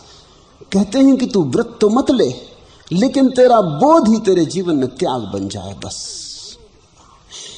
त्याग को लाना ना पड़े, बोध के पीछे छाया की तरह आए। एवं ज्ञातवे निर्वेदा भव त्याग परो अव्रति। इसे याद रखना, यही मेरे सन्यास का सूत्र भी है। अव्रति त्याग परा भव। त्यागी बनो, त्याग की कसम खाकर नहीं। त्यागी बनो, त्यागी बनना चाहिए ऐसे निर्णय और आग्रह से नहीं। त्यागी बनो इसलिए नहीं कि त्यागी को सम्मान, समादर, प्रतिष्ठा मिलती। त्यागी बनो अव्रत, बिना किसी लोभ के, बिना किसी नियम के, बिना किसी आग्रह के, अनाग्रह भाव से। त्यागी बनो बोध से। कचरा कचरा दिखाई पड़े तो छूट जाएगा। कचरे को छोड़ने की कसम नहीं लेनी है।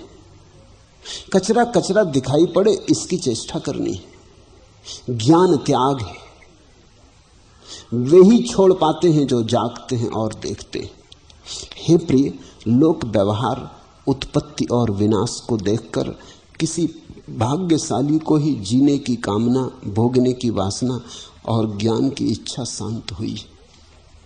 किसी भाग्यशाली की ही। लोक व्यवहार को देखकर, ठीक से देखकर, जीवन में जो चल रहा है चारों तरफ, उसका ठीक से अवलोकन करो। शास्त्र में मत जाओ खोजने, शास्त्र में नियम मिलेंगे और शास्त्र से व्रत आएगा। खोजो जीवन में, वहां से बोध मिलेगा। और बोध का कोई व्रत नहीं है। बोध पर्याप्त है, उसे व्रत के सहारे की जरूरत नहीं है। व्रत तो अंधे के हाथ की लकड़ी और बोध आंख वाले आदमी की आंख है। आंख वाले आदमी को लकड़ी नहीं चाहिए। व्रत तो वैसाखी है लूले लंगड़े की। जिसको बोध नहीं है उसके लिए व्रत चाहिए, वो वैसाखी के सहारे चलता है। लेकिन जिसके अंग और देह स्वस्थ है उसके लिए वैसाखी की कोई जरूरत नहीं होती। जिसके अंग स्वस्थ हैं वो तो अपने पैर से चलता है। व्रत दूसरे से उधार मिलते हैं, बोध अपना है। कश्यापि तात धन्यस्य लोक चेष्टा अवलोकनाथ जीवितेच्छा बुभुक्षा चा बुभुत्सा उपशमम गता।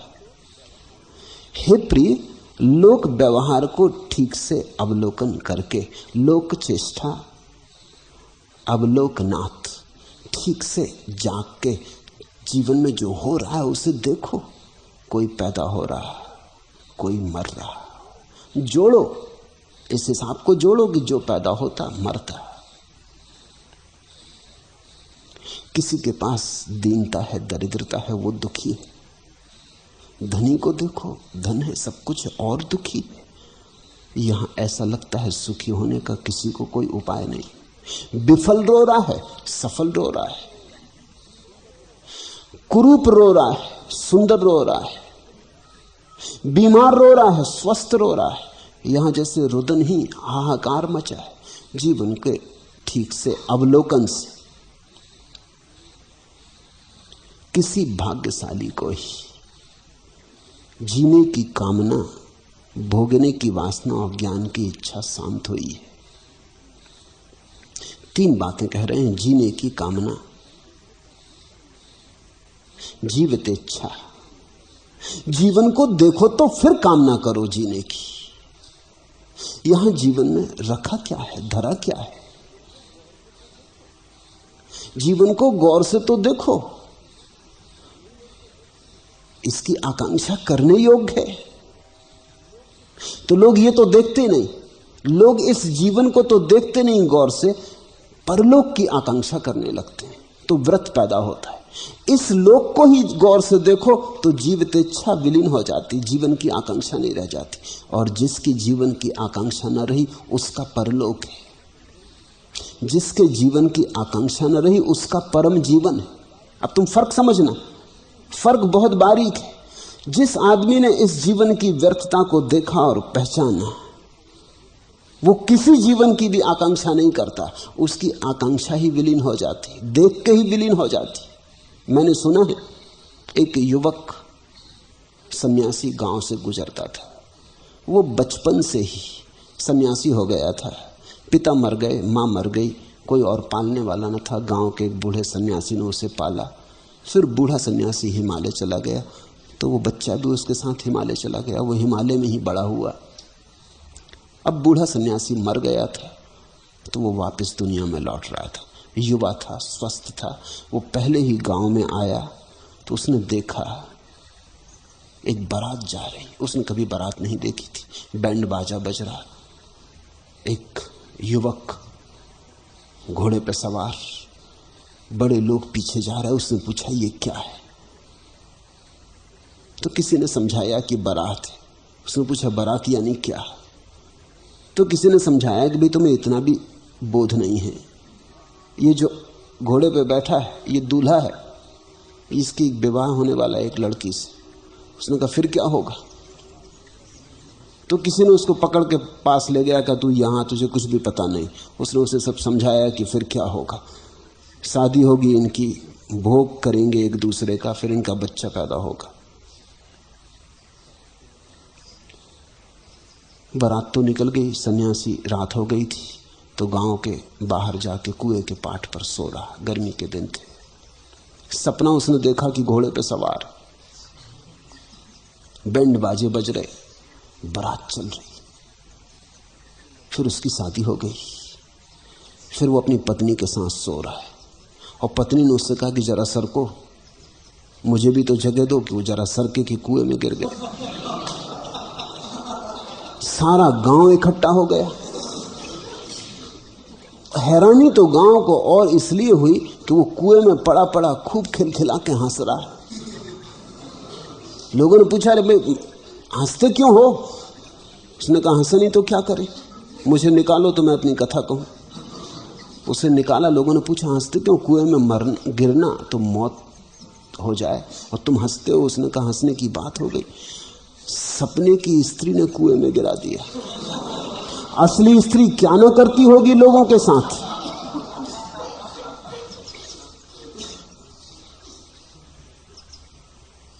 उसने कहा बच्चे, सपने के अनुभव ने जगा दिया। अब कोई बारात नहीं, अब ये घोड़े वोड़े पे चढ़ना अपने से होने वाला नहीं, इतना काफी है अनुभव। सपने की झूठी स्त्री ने ऐसा धक्का दिया कि भले चंगे सोए, मैं जिंदगी भर से सोता आ रहा हूं कुओं पर, कभी नहीं गिरा। इस स्त्री ने कहा जरा सर को। असली स्त्रियां क्या न करती होंगी। अगर बोध हो तो सपना भी जगा देता है, अगर बोध ना हो तो जीवन भी ऐसा ही बीत जाता है, तुम उसका हिसाब ही नहीं लगा पाते। लोक चेष्टा अवलोकनाथ, लोक की चेष्टाओं का अवलोकन।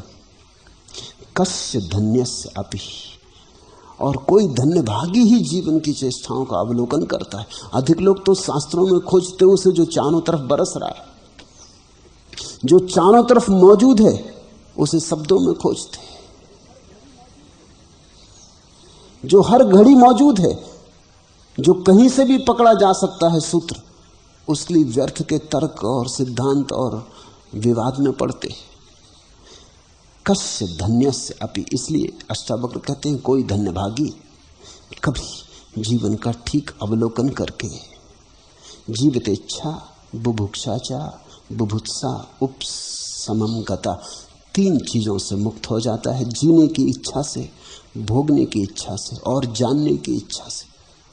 तुम चकित होगे, जानने की इच्छा भी कि मैं और ज्यादा जान लूं, और ज्यादा जान लूं, पंडित हो जाऊं, महापंडित हो जाऊं, सब कुछ जान लूं जो दुनिया में है, वो भी बंधन का कारण है।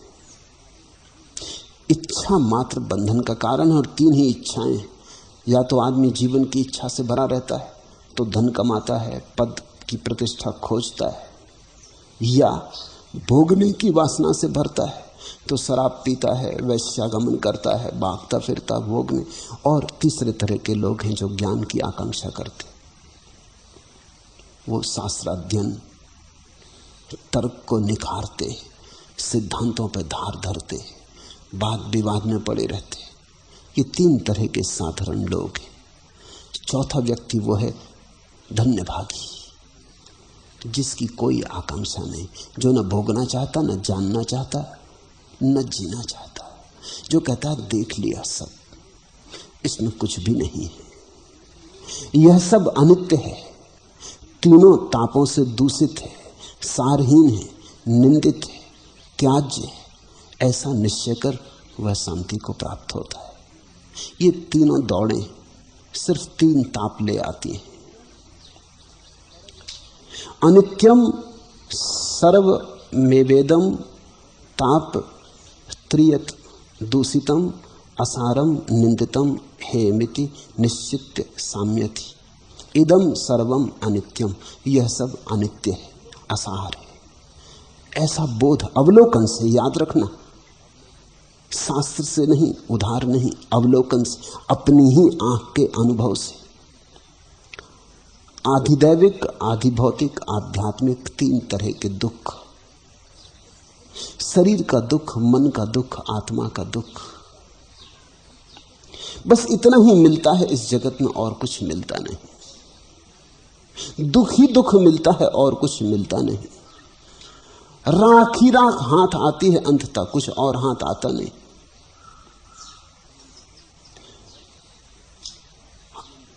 असारम निंदितम हेयम इति निश्चित साम्यति। ऐसा जानकर कि ये बिल्कुल व्यर्थ है, निंदित है, असार है, शांति उपलब्ध हो जाती। इति निश्चित साम्यति। जैसे ही ये निश्चय हो जाता कि जगत असार है, शांति फलित हो जाती।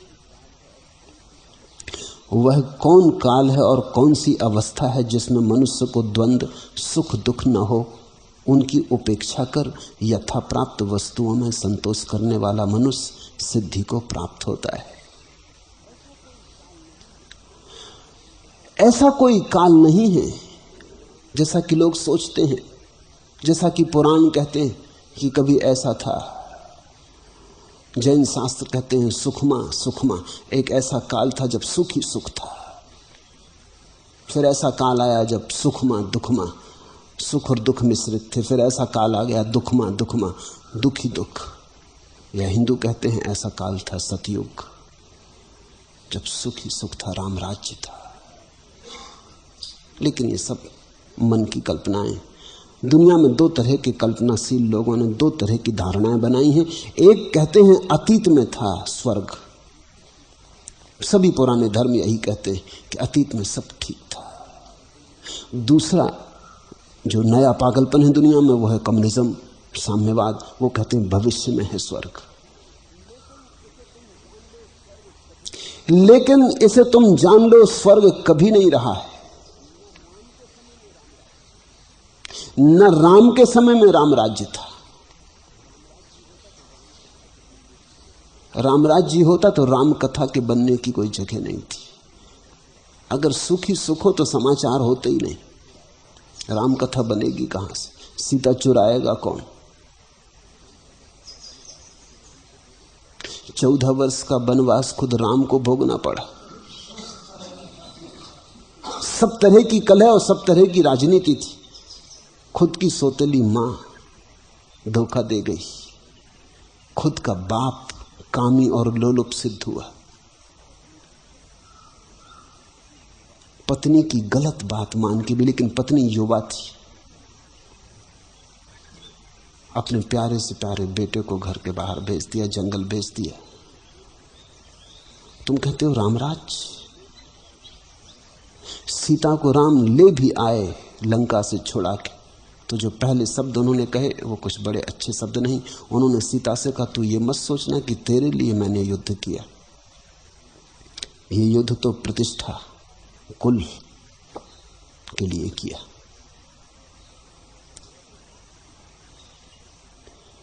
फिर जरा सी बात पर कि किसी धोबी ने कह दिया कि तूने क्या समझाया अपनी औरत को? कह दिया मैं कोई राम नहीं हूं। एक रात धोबन कहीं और रह गई तो धोबी नाराज हो गया। उसने कहा कि मैं कोई राम नहीं हूं, तूने समझा क्या है मुझे कि वर्षों रावण के घर रह आई सीता और फिर भी स्वीकार कर लिया।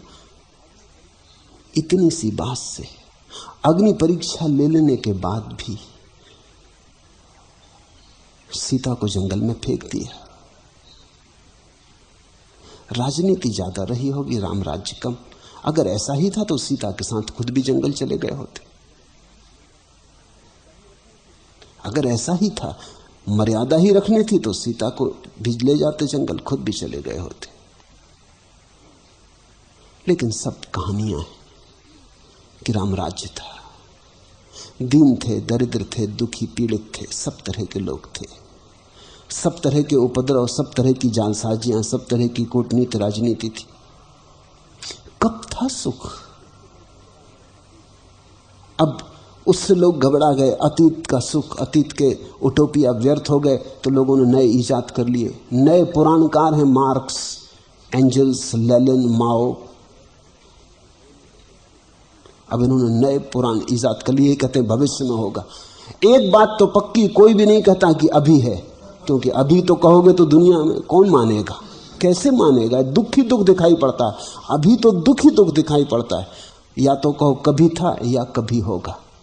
अब इसमें कुछ विवाद करना मुश्किल हो जाता है। कभी था कुछ निर्णायक नहीं है, मगर शायद अतीत को तो खंडित भी किया जा सकता है, भविष्य को कैसे खंडित करोगे? इसलिए कम्युनिज्म और भी चालाक है।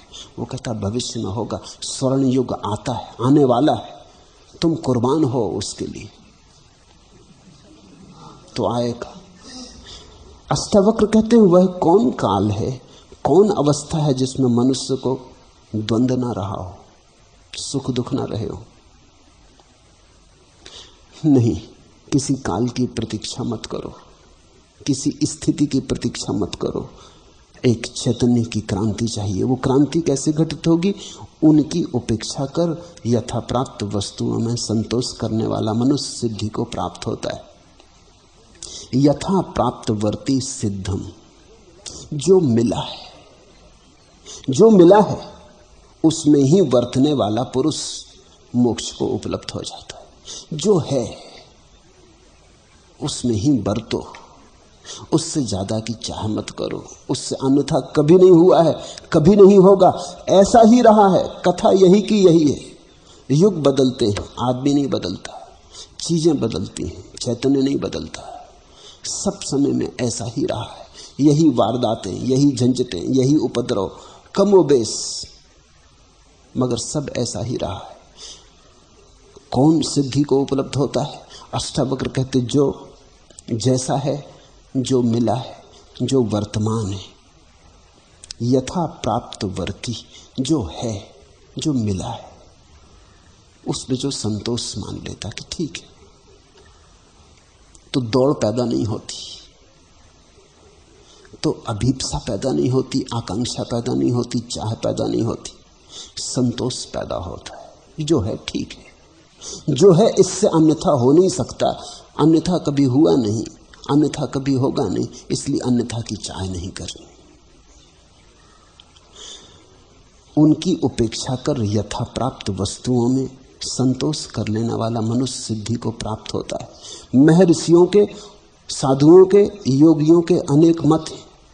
ऐसा देखकर उपेक्षा को प्राप्त हुआ कौन मनुष्य शांति को नहीं प्राप्त होता? ये भी बड़ी महत्वपूर्ण बात। वो कहते हैं नाना मतम महर्षि नाम।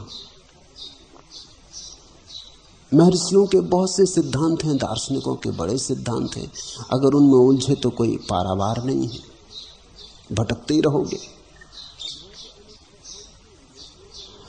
साधुओं के अनेक सिद्धांत हैं, योगियों के अनेक सिद्धांत हैं, सिद्धांतों की भरमार है। जीवन एक है, जीवन को समझाने वाली दृष्टियां बहुत हैं, और जिसको तुम सुनोगे वही ठीक लगेगा, जिसको तुम पढ़ोगे वही ठीक लगेगा। निश्चित ही तुमसे ज्यादा प्रतिभाशाली लोगों ने उनको ईजाद किया है, महर्षियों ने ईजाद किया है, योगियों ने ईजाद किया है, तो उन्होंने जरूर बड़ा तर्क बल भरा है उनमें, तुम उससे प्रभावित हो जाओगे। लेकिन जब तुम दूसरे को सुनोगे दूसरा ठीक लगने लगेगा।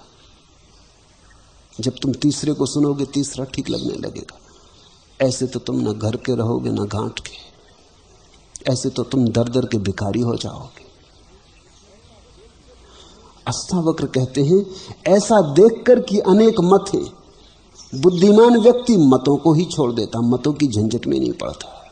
ऐसा देखकर कि अनेक शास्त्र हैं, कौन ठीक, कुरान की बाइबल, वेद की धम्मपद, कौन सही कौन गलत, इस झंझट में बुद्धिमान आदमी नहीं पड़ता। इस झंझट में जो पड़ जाते हैं वे कभी इस झंझट के बाहर नहीं आ पाते। उस झंझट का कोई अंत ही नहीं, उसमें तो एक उलझन में से दूसरी उलझन निकलती चली जाती। एक प्रश्न का उत्तर हल करो कि उस उत्तर में से 10 नए प्रश्न खड़े हो जाते, चलता ही चला जाता है। अंतहीन श्रृंखला है, उससे कभी कोई बाहर नहीं आ पाता। नाना मतम महर्षिणाम साधूनाम योगिनाम तथा दृष्टवा निर्वेद आपन्ना को न साम्यत मानवा।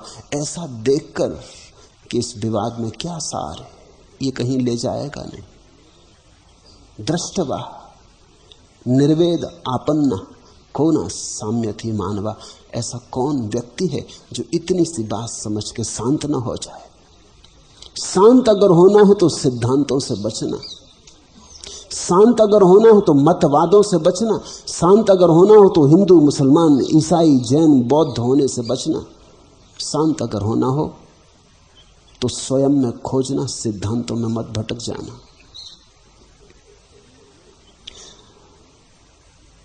नाना मतम महर्षिणाम, और सभी महर्षि हैं। झंझट तो ये है, अगर ऐसी होता कि एक आदमी बुरा होता और एक आदमी अच्छा होता तो अच्छे की हम मान लेते, बुरे की हम छोड़ देते। यहां झंझट बड़ी गहरी है, दोनों अच्छे, किसको पकड़ो किसको छोड़ो, जीसस की सुनो कि मोहम्मद की कि महावीर की, सभी अद्भुत पुरुष हैं। सभी के व्यक्तित्व में बड़ा चमत्कार है। जब वे कहते हैं तो उनकी बातों में सम्मोहन है, लेकिन उलझना मत। ऐसा देखकर कि ये तो सिद्धांत और दर्शन शास्त्र का जाल चला ही आ रहा है, कभी समाप्त नहीं हुआ। दर्शन शास्त्र से एक भी प्रश्न का उत्तर नहीं मिला है, और तर्क से जीवन को हल करने वाला एक आधार नहीं मिला है, और तर्क बड़ा दोगला है। और तर्क से तुम ऐसा भी सिद्ध कर सकते हो और वैसा भी सिद्ध कर सकते हो। तर्क वैश्या जैसा है, तर्क का कुछ लेना देना नहीं। मैं एक बड़े वकील हरि सिंह गौर से परिचित था। उन्होंने सागर विश्वविद्यालय का निर्माण किया। वो बड़े वकील थे, सारी दुनिया के ख्यातिलब्ध वकील थे। प्रिवी काउंसिल में एक मुकदमा था, वो किसी महाराजा की तरफ से मुकदमा लड़ रहे थे।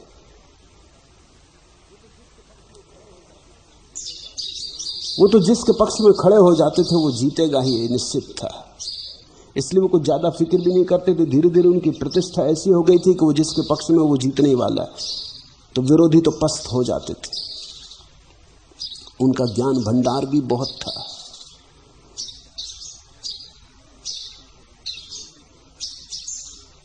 और उनके पास काम भी बहुत था।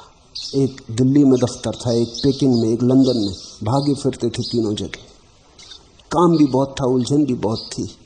रात किसी पार्टी में संलग्न थे और देर आए और सो गए और देख नहीं पाए फाइल। सुबह अदालत में जाना पड़ा, बिना फाइल देखे तो सीधे खड़े हो गए, भूल गए कि किसके पक्ष में। और विपक्षी के पक्ष में दलील देने लगे।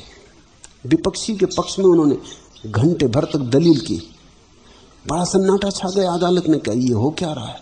मजिस्ट्रेट भी बेचैन, विरोधी वकील भी बेचैन कि ये मामला क्या है, विरोधी भी बेचैन। और उनका जो आदमी था जिसके पक्ष में वो लड़ रहे थे किसी महाराजा के, वो तो पसीने पसीने हो गया कि जब अपने ही वकील ये कह रहा है तो अब क्या रहा, अब तो कोई उपाय नहीं है, अब तो मारे गए। आखिर उनके सेक्रेटरी ने हिम्मत जुटाई, उनके पास जाके कान में कहा कि आप ये कर क्या रहे हैं? ये तो आपने अपने आदमी को मार डाला, आपने तो बुरी तरह उसे खराब कर दिया, अब तो ये मुकदमा जीतना मुश्किल है।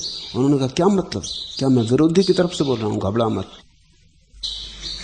उन्होंने टाई वाई ठीक की और मजिस्ट्रेट से कहा कि महानुभाव, अभी मैंने वो दलीलें दी जो मेरा विरोधी वकील देगा, अब मैं इनका खंडन शुरू करता हूं। और खंडन शुरू कर दिया और मुकदमा जीत गए, और बड़ी सुगमता से जीते, क्योंकि अब विरोधी को कुछ कहने को बचे नहीं। वो जो कहता और जितनी अच्छी तरह से कह सकता था उससे भी ज्यादा अच्छी तरह से उन्होंने कह ही दिया था, अब कुछ बचे नहीं था कहने को, और उसका खंडन भी कर दिया था। तर्क की कोई निष्ठा नहीं है, तर्क तो वैश्या है, वो तो किसी के भी साथ खड़ा हो जाता है। जिसमें भी थोड़ी अकल हो तर्क उसी के आसपास नाचने लगता है। उससे तुम चाहो ईश्वर को सिद्ध कर दो, चाहो ईश्वर को असिद्ध कर दो, तुम चाहो आत्मा को सिद्ध कर दो, तुम चाहो आत्मा को असिद्ध कर दो। अष्टावक्र कहते हैं बुद्धिमान पुरुष वही है जो तर्क में आस्था नहीं रखता, तर्क का त्याग कर देता है। ये देखकर कि साधुओं के, योगियों के, महर्षियों के बहुत मत हैं, तो एक बात तो सच है कि मतों में सत्य नहीं हो सकता, नहीं तो बहुत मत नहीं होते। सत्य तो मतातीत है। तर्कों में सत्य नहीं हो सकता, नहीं तो तर्क का एक ही निष्कर्ष होता है, तो सत्य तो तर्कातीत है। ऐसा देखकर मतों के प्रति उपेक्षा पैदा हो जाती है, और जो उस उपेक्षा को प्राप्त होता है वो मनुष्य निश्चित ही शांति को प्राप्त हो जाता है। जो उपेक्षा समता और युक्ति द्वारा चैतन्य के सच्चे स्वरूप को जानकर संसार से अपने को तारता है, क्या वह गुरु नहीं है? ये बड़ा महत्वपूर्ण सूत्र है। अष्टावक्र कह रहे हैं कि गुरु तेरे भीतर छिपा है। अगर तू उपेक्षा समता और युक्ति द्वारा चैतन्य के सच्चे स्वरूप को जान ले तो मिल गया तुझे तेरा गुरु। कृत्वा मूर्ति परिज्ञानम चैतन्यस न किम गुरु, क्या यही गुरु नहीं है? समता से, उपेक्षा से, युक्ति द्वारा स्वयं के चैतन्य स्वरूप को जान लेना, क्या यही गुरु नहीं है? क्या यही जान लेने की घटना पर्याप्त नहीं है?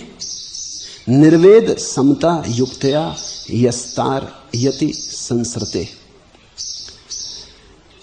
बाहर जिसको तुम गुरु की तरह स्वीकार भी करते हो, जनक ने अष्टावक्र को स्वीकार किया है। जनक अष्टावक्र को ले आया है अपने राजमहल में और कहा, गुरुदेव मुझे समझाएं ज्ञान क्या, मुक्ति क्या, सच्चिदानंद परमात्मा क्या, मुझे समझाएं।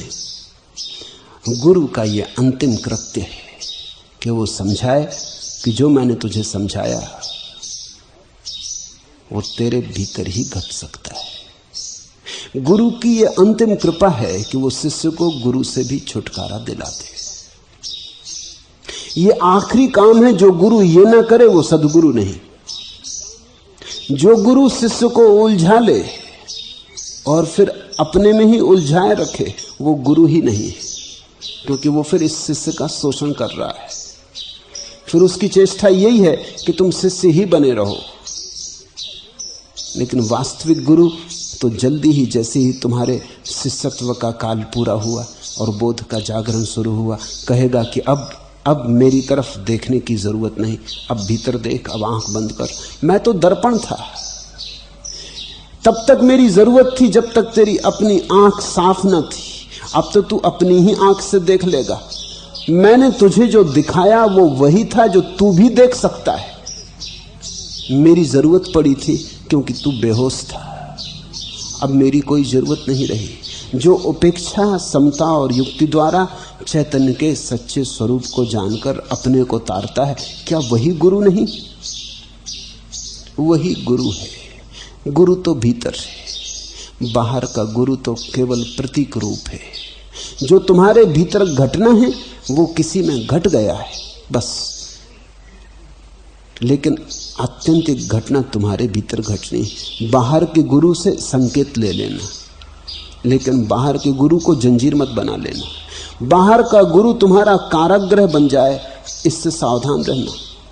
झरथुस्त्र का बड़ा बहुमूल्य वचन है। जब झरथुस्त्र अपने शिष्यों को छोड़कर पहाड़ जाने लगा विलीन होने को अपनी अंतिम समाधि में, तो उसने कहा आखिरी सूत्र झरथुस्त्र से सावधान रहना। आखिरी सूत्र झरथुस्त्र से सावधान रहना। बस इतना कहते वो पहाड़ों में चला गया। Beware of Zarathustra. सब समझाया, आखिर में ये समझाया कि अब मुझसे सावधान रहना, कहीं ऐसा ना हो कि तुम मुझसे बंध जाओ, कहीं तुम्हारी आसक्ति मुझ पर न टिक जाए, नहीं तो फिर चूक हो गई। दर्पण में तुम्हारा चेहरा दिखाई पड़ता है, इससे तुम ये मत समझ लेना कि दर्पण में तुम्हारा चेहरा है, नहीं तो पागल हो जाओगे। फिर दर्पण लिए फिरोगे कि अब दर्पण न ले जाएंगे तो चेहरा घर ही छूट जाएगा। मुल्ला नसरुद्दीन एक धनपति के घर मस्जिद के लिए कुछ दान मांगने गया, जैसे कि धनपति होते हैं। धनपति ने ऐसा खिड़की से झांक के देखा कि मुल्ला आया, जरूर कुछ दान मांगने आया होगा। उसने अपने दरबान को कहा कह दो कि वो बाहर गए।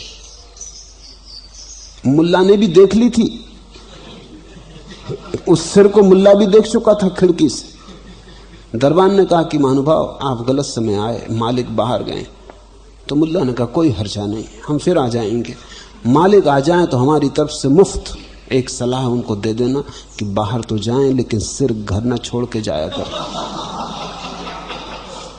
इसमें कभी खतरा हो सकता है।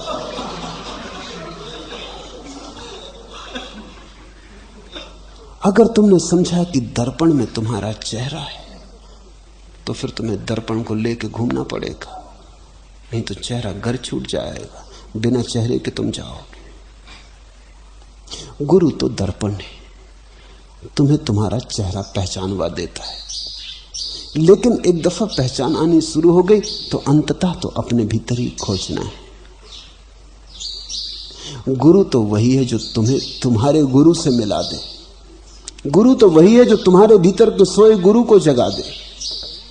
स्वयं में छिपा है गुरु। बाहर का गुरु तो केवल प्रतिध्वनि है तुम्हारे भीतर के गुरु की। जब भूत विकारों को, देह इंद्री आदि को यथार्थता भूत मात्र देखेगा, उसी क्षण तू बंध से मुक्त होकर अपने स्वभाव में स्थित होगा। पश्य भूत विकारान त्वय, पश्य भूत विकारान त्वयं भूत मात्रात यथार्थता। जो जैसा है जब तू उसको वैसा ही देखने लगेगा, तत्क्षणाद बंध निर्मुक्ता, उसी क्षण तू बंधन से मुक्त हो जाएगा। स्वरूपस्थो भविष्यसि, और अपने स्वभाव में स्थिर हो जाएगा, पहुंच जाएगा उस आंतरिक केंद्र पर जहां कोई तरंग नहीं पहुंचती। जब भूत विकारों को, देह इंद्री आदि को यथार्थता वैसा ही देखेगा जैसे वो हैं। शरीर को जब तू शरीर की भांति देखेगा, अभी हम देखते हैं मेरा शरीर, मैं शरीर, मेरा मन, मैं मन, अभी हम चीजों को वैसा देखते हैं जैसी वो नहीं। हम अन्यथा देखते हैं, और हम अन्यथा इसलिए देखते हैं कि अभी हमारी देखने की क्षमता ही साफ नहीं है, बड़ी धूमिल है, कुछ का कुछ दिखाई पड़ता है। अष्टावक्र कहते हैं जो जैसा है उसे वैसा ही देख लेना है। शरीर शरीर है, मन मन है, और मैं तो दोनों के पार हूं, जो दोनों को देखता, दोनों को पहचानता। तुमने कभी ख्याल किया मन में क्रोध आता, तब भी तो कोई तुम्हारे भीतर देखता है कि क्रोध आ रहा है। तुमने उस भीतर देखने वाले को थोड़ा पहचानने की कोशिश की, कौन देखता है क्रोध आ रहा है? जब क्रोध आता है तो कोई देखता क्रोध आ रहा। तुम देखते हो कि शरीर में जहर फैल रहा, हिंसा की भावना उठ रही, कौन देखता है? कौन देखता है? कोई अपमान कर देता है तो अपमान हो जाता, तुम्हारे भीतर कोई देखता है कि मैं अपमानित अनुभव कर रहा हूं। कौन देखता है कि अपमान हो गया?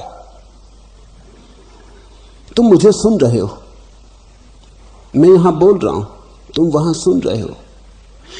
ये बोलने और सुनने के पीछे तुम्हारा साक्षी खड़ा है, जो ये देख रहा है कि तुम सुन रहे हो। और कभी कभी तुम्हारा साक्षी तुमसे यह भी कहेगा कि तुमने सुना तो, फिर भी सुना नहीं, चूक गए। तुम एक पन्ना पढ़ते हो किताब का, पूरा पन्ना पढ़ जाते हो, अचानक ख्याल आता है कि अरे पढ़ते तो रहे लेकिन चूक गए। ये किसको याद आया? पढ़ने के अतिरिक्त भी तुम्हारे पीछे कोई खड़ा है, अंतिम निर्णायक, जो कहता है फिर से पढ़ो, चूक गए। ये जो अंतिम है तुम्हारे भीतर, यही तुम्हारा स्वरूप है। जो जैसा है उसे वैसा ही देख लेकर उसी क्षण तू बंध से मुक्त होकर अपने स्वभाव में स्थिर होगा। वासना ही संसार है, इसलिए वासना को छोड़, संसार को नहीं। वासना संसार है, इसलिए वासना को छोड़। वासना के त्याग से संसार का त्याग है। अब जहां चाहे वहां रह, बड़े क्रांतिकारी वचन है। अब जहां चाहे वहां रह। अब संसार में रहना संसार में रह, बाजार में रहना बाजार में रह। अब जहां चाहे वहां रह, बस तेरा साक्षी सुस्पष्ट बना रहे, फिर कुछ और चाहिए नहीं। वासना एव संसार इति सर्वा विमुंचता तत् त्यागो वासना त्यागात स्थिरद्ध यथा तथा। जैसा है फिर तू, जहां है फिर तू, बिल्कुल ठीक है और सुंदर है। कहीं कुछ करने को नहीं, बस एक बात जानते रहने को है कि मैं सिर्फ साक्षी मात्र, अहो चिन्ह मात्रम। वासना एव संसारा, इस भेद को समझना। लोग तुमसे कहते हैं वासनाएं छोड़ो तो संसार छूटेगा। लोग तुमसे कहते हैं वासनाएं छोड़ो तो संसार छूटेगा। वासनाएं नहीं है, वासना है। कोई बहुत वासनाएं नहीं है, वासना तो एक ही है। वासना तो एक ही वृत्ति है, कुछ होना है, कुछ पाना है। उनके नाम तुम कुछ भी रखो, किसी को धन पाना है, किसी को पद पाना है, किसी को मोक्ष पाना है। वासना तो एक ही है। वासना का अर्थ है जो मैं हूं उससे मैं राजी नहीं, कुछ और होना चाहिए, तब मैं राजी होऊंगा। वासना का अर्थ है जो है उससे मैं नाराज, और जो नहीं है वो होना चाहिए। जब तुम जो है उससे राजी हो जाओगे और जो नहीं है उसकी मांग ना करोगे, वासना गई। वासना एव संसारा, और वासना ही संसार है। कुछ हैं जो कहते हैं संसार छोड़ो तब वासना छूटेगी, गलत कहते हैं। संसार छोड़ने से कुछ भी ना होगा। तुम जंगल में भाग जाओगे, वासना तुम्हारे साथ छाया की तरह लगी रहेगी। तुम मंदिर में बैठ जाओगे, वासना तुम्हारा पीछा करेगी, वहीं संसार बन जाएगा। जहां तुम हो वहां वासना होगी, वासना होगी वहीं संसार निर्मित हो जाएगा। इससे कुछ फर्क नहीं पड़ता। वासना एव संसारा, वासना संसार है, इसलिए वासना छूट जाए। इति ज्ञात्वा, ऐसा जो जान लेता है, तह सर्वा विमुंच, वो सबसे मुक्त हो ही गया, उससे सब छूट गया। इस सत्य को पहचान लिया कि वासना ही संसार है, बस इस पहचान में ही सब छूट हो गई। वासना त्यागात तत् त्यागा, इधर वासना गई वहां संसार गया। अध्य यथा तथा स्थिति, फिर तेरी जनक जहां मर्जी हो वहां रह, फिर जहां चाहे वहां रह। इस सूत्र को भी ख्याल में ले लेना। इसका यह अर्थ हुआ कि फिर जहां पाए अपने को वहीं ठीक है, फिर जो हो रहा हो वही ठीक है। महल में पाए तो महल ठीक है, जंगल में पाए तो जंगल ठीक है। एक फकीर एक सम्राट का मित्र था। सम्राट उस फकीर से बहुत ही प्रभावित था। इतना प्रभावित था कि एक दिन उसने कहा कि प्रभु, मुझसे देखा नहीं जाता कि इस वृक्ष के नीचे धूप छाया गर्मी में आप बैठे रहें, राजमहल चलें। सोचा था सम्राट ने कि जब मैं ये कहूंगा फकीर कहेगा कि नहीं नहीं नहीं, राजमहल और मैं छोड़ चुका संसार। ऐसा कहा होता फकीर ने तो सम्राट प्रसन्न हुआ होता। उसके मन में और भी फकीर के प्रति आदर बढ़ा होता, लेकिन फकीर मेरे जैसा रहा होगा। वो उठ के खड़ा हो गया, उसने कहा घोड़ा इत्यादि कहां है? सम्राट थोड़ा सकुचाया कि अरे ये कैसा त्यागी, मगर अब कुछ कह भी ना सकता था। ले आया घोड़ा, लेकिन बेमन से लाया। वो तो फकीर चढ़ के घोड़े पे बैठ गया। उसने कहा कि चलो। ले आया महल, लेकिन मजा चला गया, क्योंकि मजा तो यही था सम्राट का कि महात्यागी गुरु, ये कैसा त्यागी। अब लेकिन कह भी कुछ नहीं सकता, अपने हाथ से फंस गया। बुला लाया, अच्छे से अच्छे कमरे में रखा, जो श्रेष्ठतम सुंदरतम महल का हिस्सा था। वो वहीं रहने लगा। वो जैसे वृक्ष के नीचे बैठा रहता था, उस सुंदर महल में बैठा रहने लगा। कुछ दिन बाद सम्राट को बेचैनी बढ़ने लगी। उसने कहा ये तो बात अजीब हो गई। 6 महीने बीत जाने पर उसने कहा कि महाराज एक प्रश्न उठता रहा। फकीर ने कहा इतनी देर क्यों की? प्रश्न तो उसी दिन उठ गया था जब मैंने कहा घोड़ा ले आओ। सम्राट डरा। उसने कहा कि आपको पता है? पता कैसे नहीं होगा, क्योंकि तत्क्षण तुम्हारा चेहरा बदल गया था। उसी क्षण मेरा तुमसे संबंध छूट गया जब मैंने घोड़े से संबंध जोड़ा। उसी क्षण मैं कोई त्यागी नहीं रह लिए। बोलो 6 महीने क्यों रुके? इतनी देर क्यों तकलीफ सही? मुझे पता है कि तुम बेचैन हो रहे। क्या है? कहा इतना सब पूछना है कि अब तो मुझ में और आप में कुछ भी अंतर नहीं। अब तो ठीक आप भी मेरे जैसे महल में रहते हैं, सुख सुविधा, नौकर चाकर, अच्छा खाना पीना। भेद तो तब था जब आप बैठे थे वृक्ष के नीचे।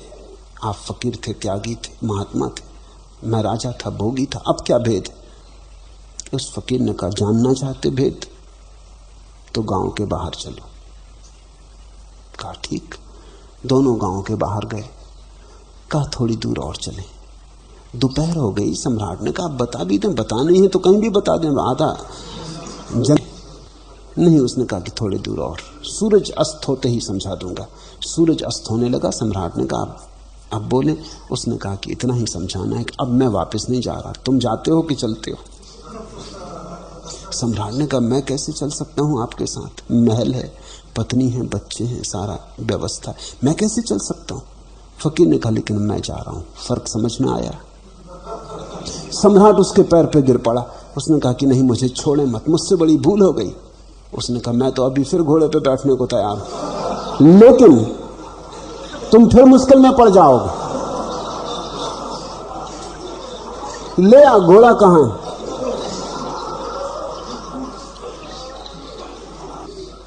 जब अष्टावक्र कह रहे हैं तो उनका इशारा यही है, अब जहां चाहे वहां रहे, अध्य यथा तथा स्थिति।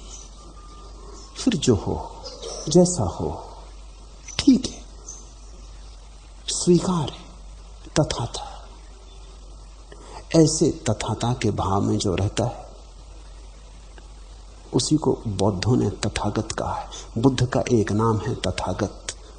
तथागत का अर्थ है जो हवा की तरह आता, हवा की तरह चला जाता। पूरब की पश्चिम का कोई भेद नहीं, उत्तर की दक्षिण का कोई भेद नहीं, रेगिस्तानों में बहे हवा कि मरुद्यानों में बहे हवा, कुछ भेद नहीं। जो ऐसा आया और ऐसा गया, तथागत कार्य। अध्य यथा तथा स्थिति। इस सूत्र को महावाक्य समझो, इस पर खूब खूब ध्यान करना। इसे धीरे धीरे तुम्हारे अंतरतम में विराजमान कर लेना। ये तुम्हारे मंदिर का जलता हुआ दिया बने तो बहुत प्रसाद फलित होगा, बहुत आशीष बरसेंगे। तुम वही हो सकते हो जिसको अष्टावक्र ने कहा है कस्य धन्यस्य अपि, कोई धन्यभागी। तुम वही धन्यभागी हो सकते हो। हरि ओम तत्सत। आज इतना ही।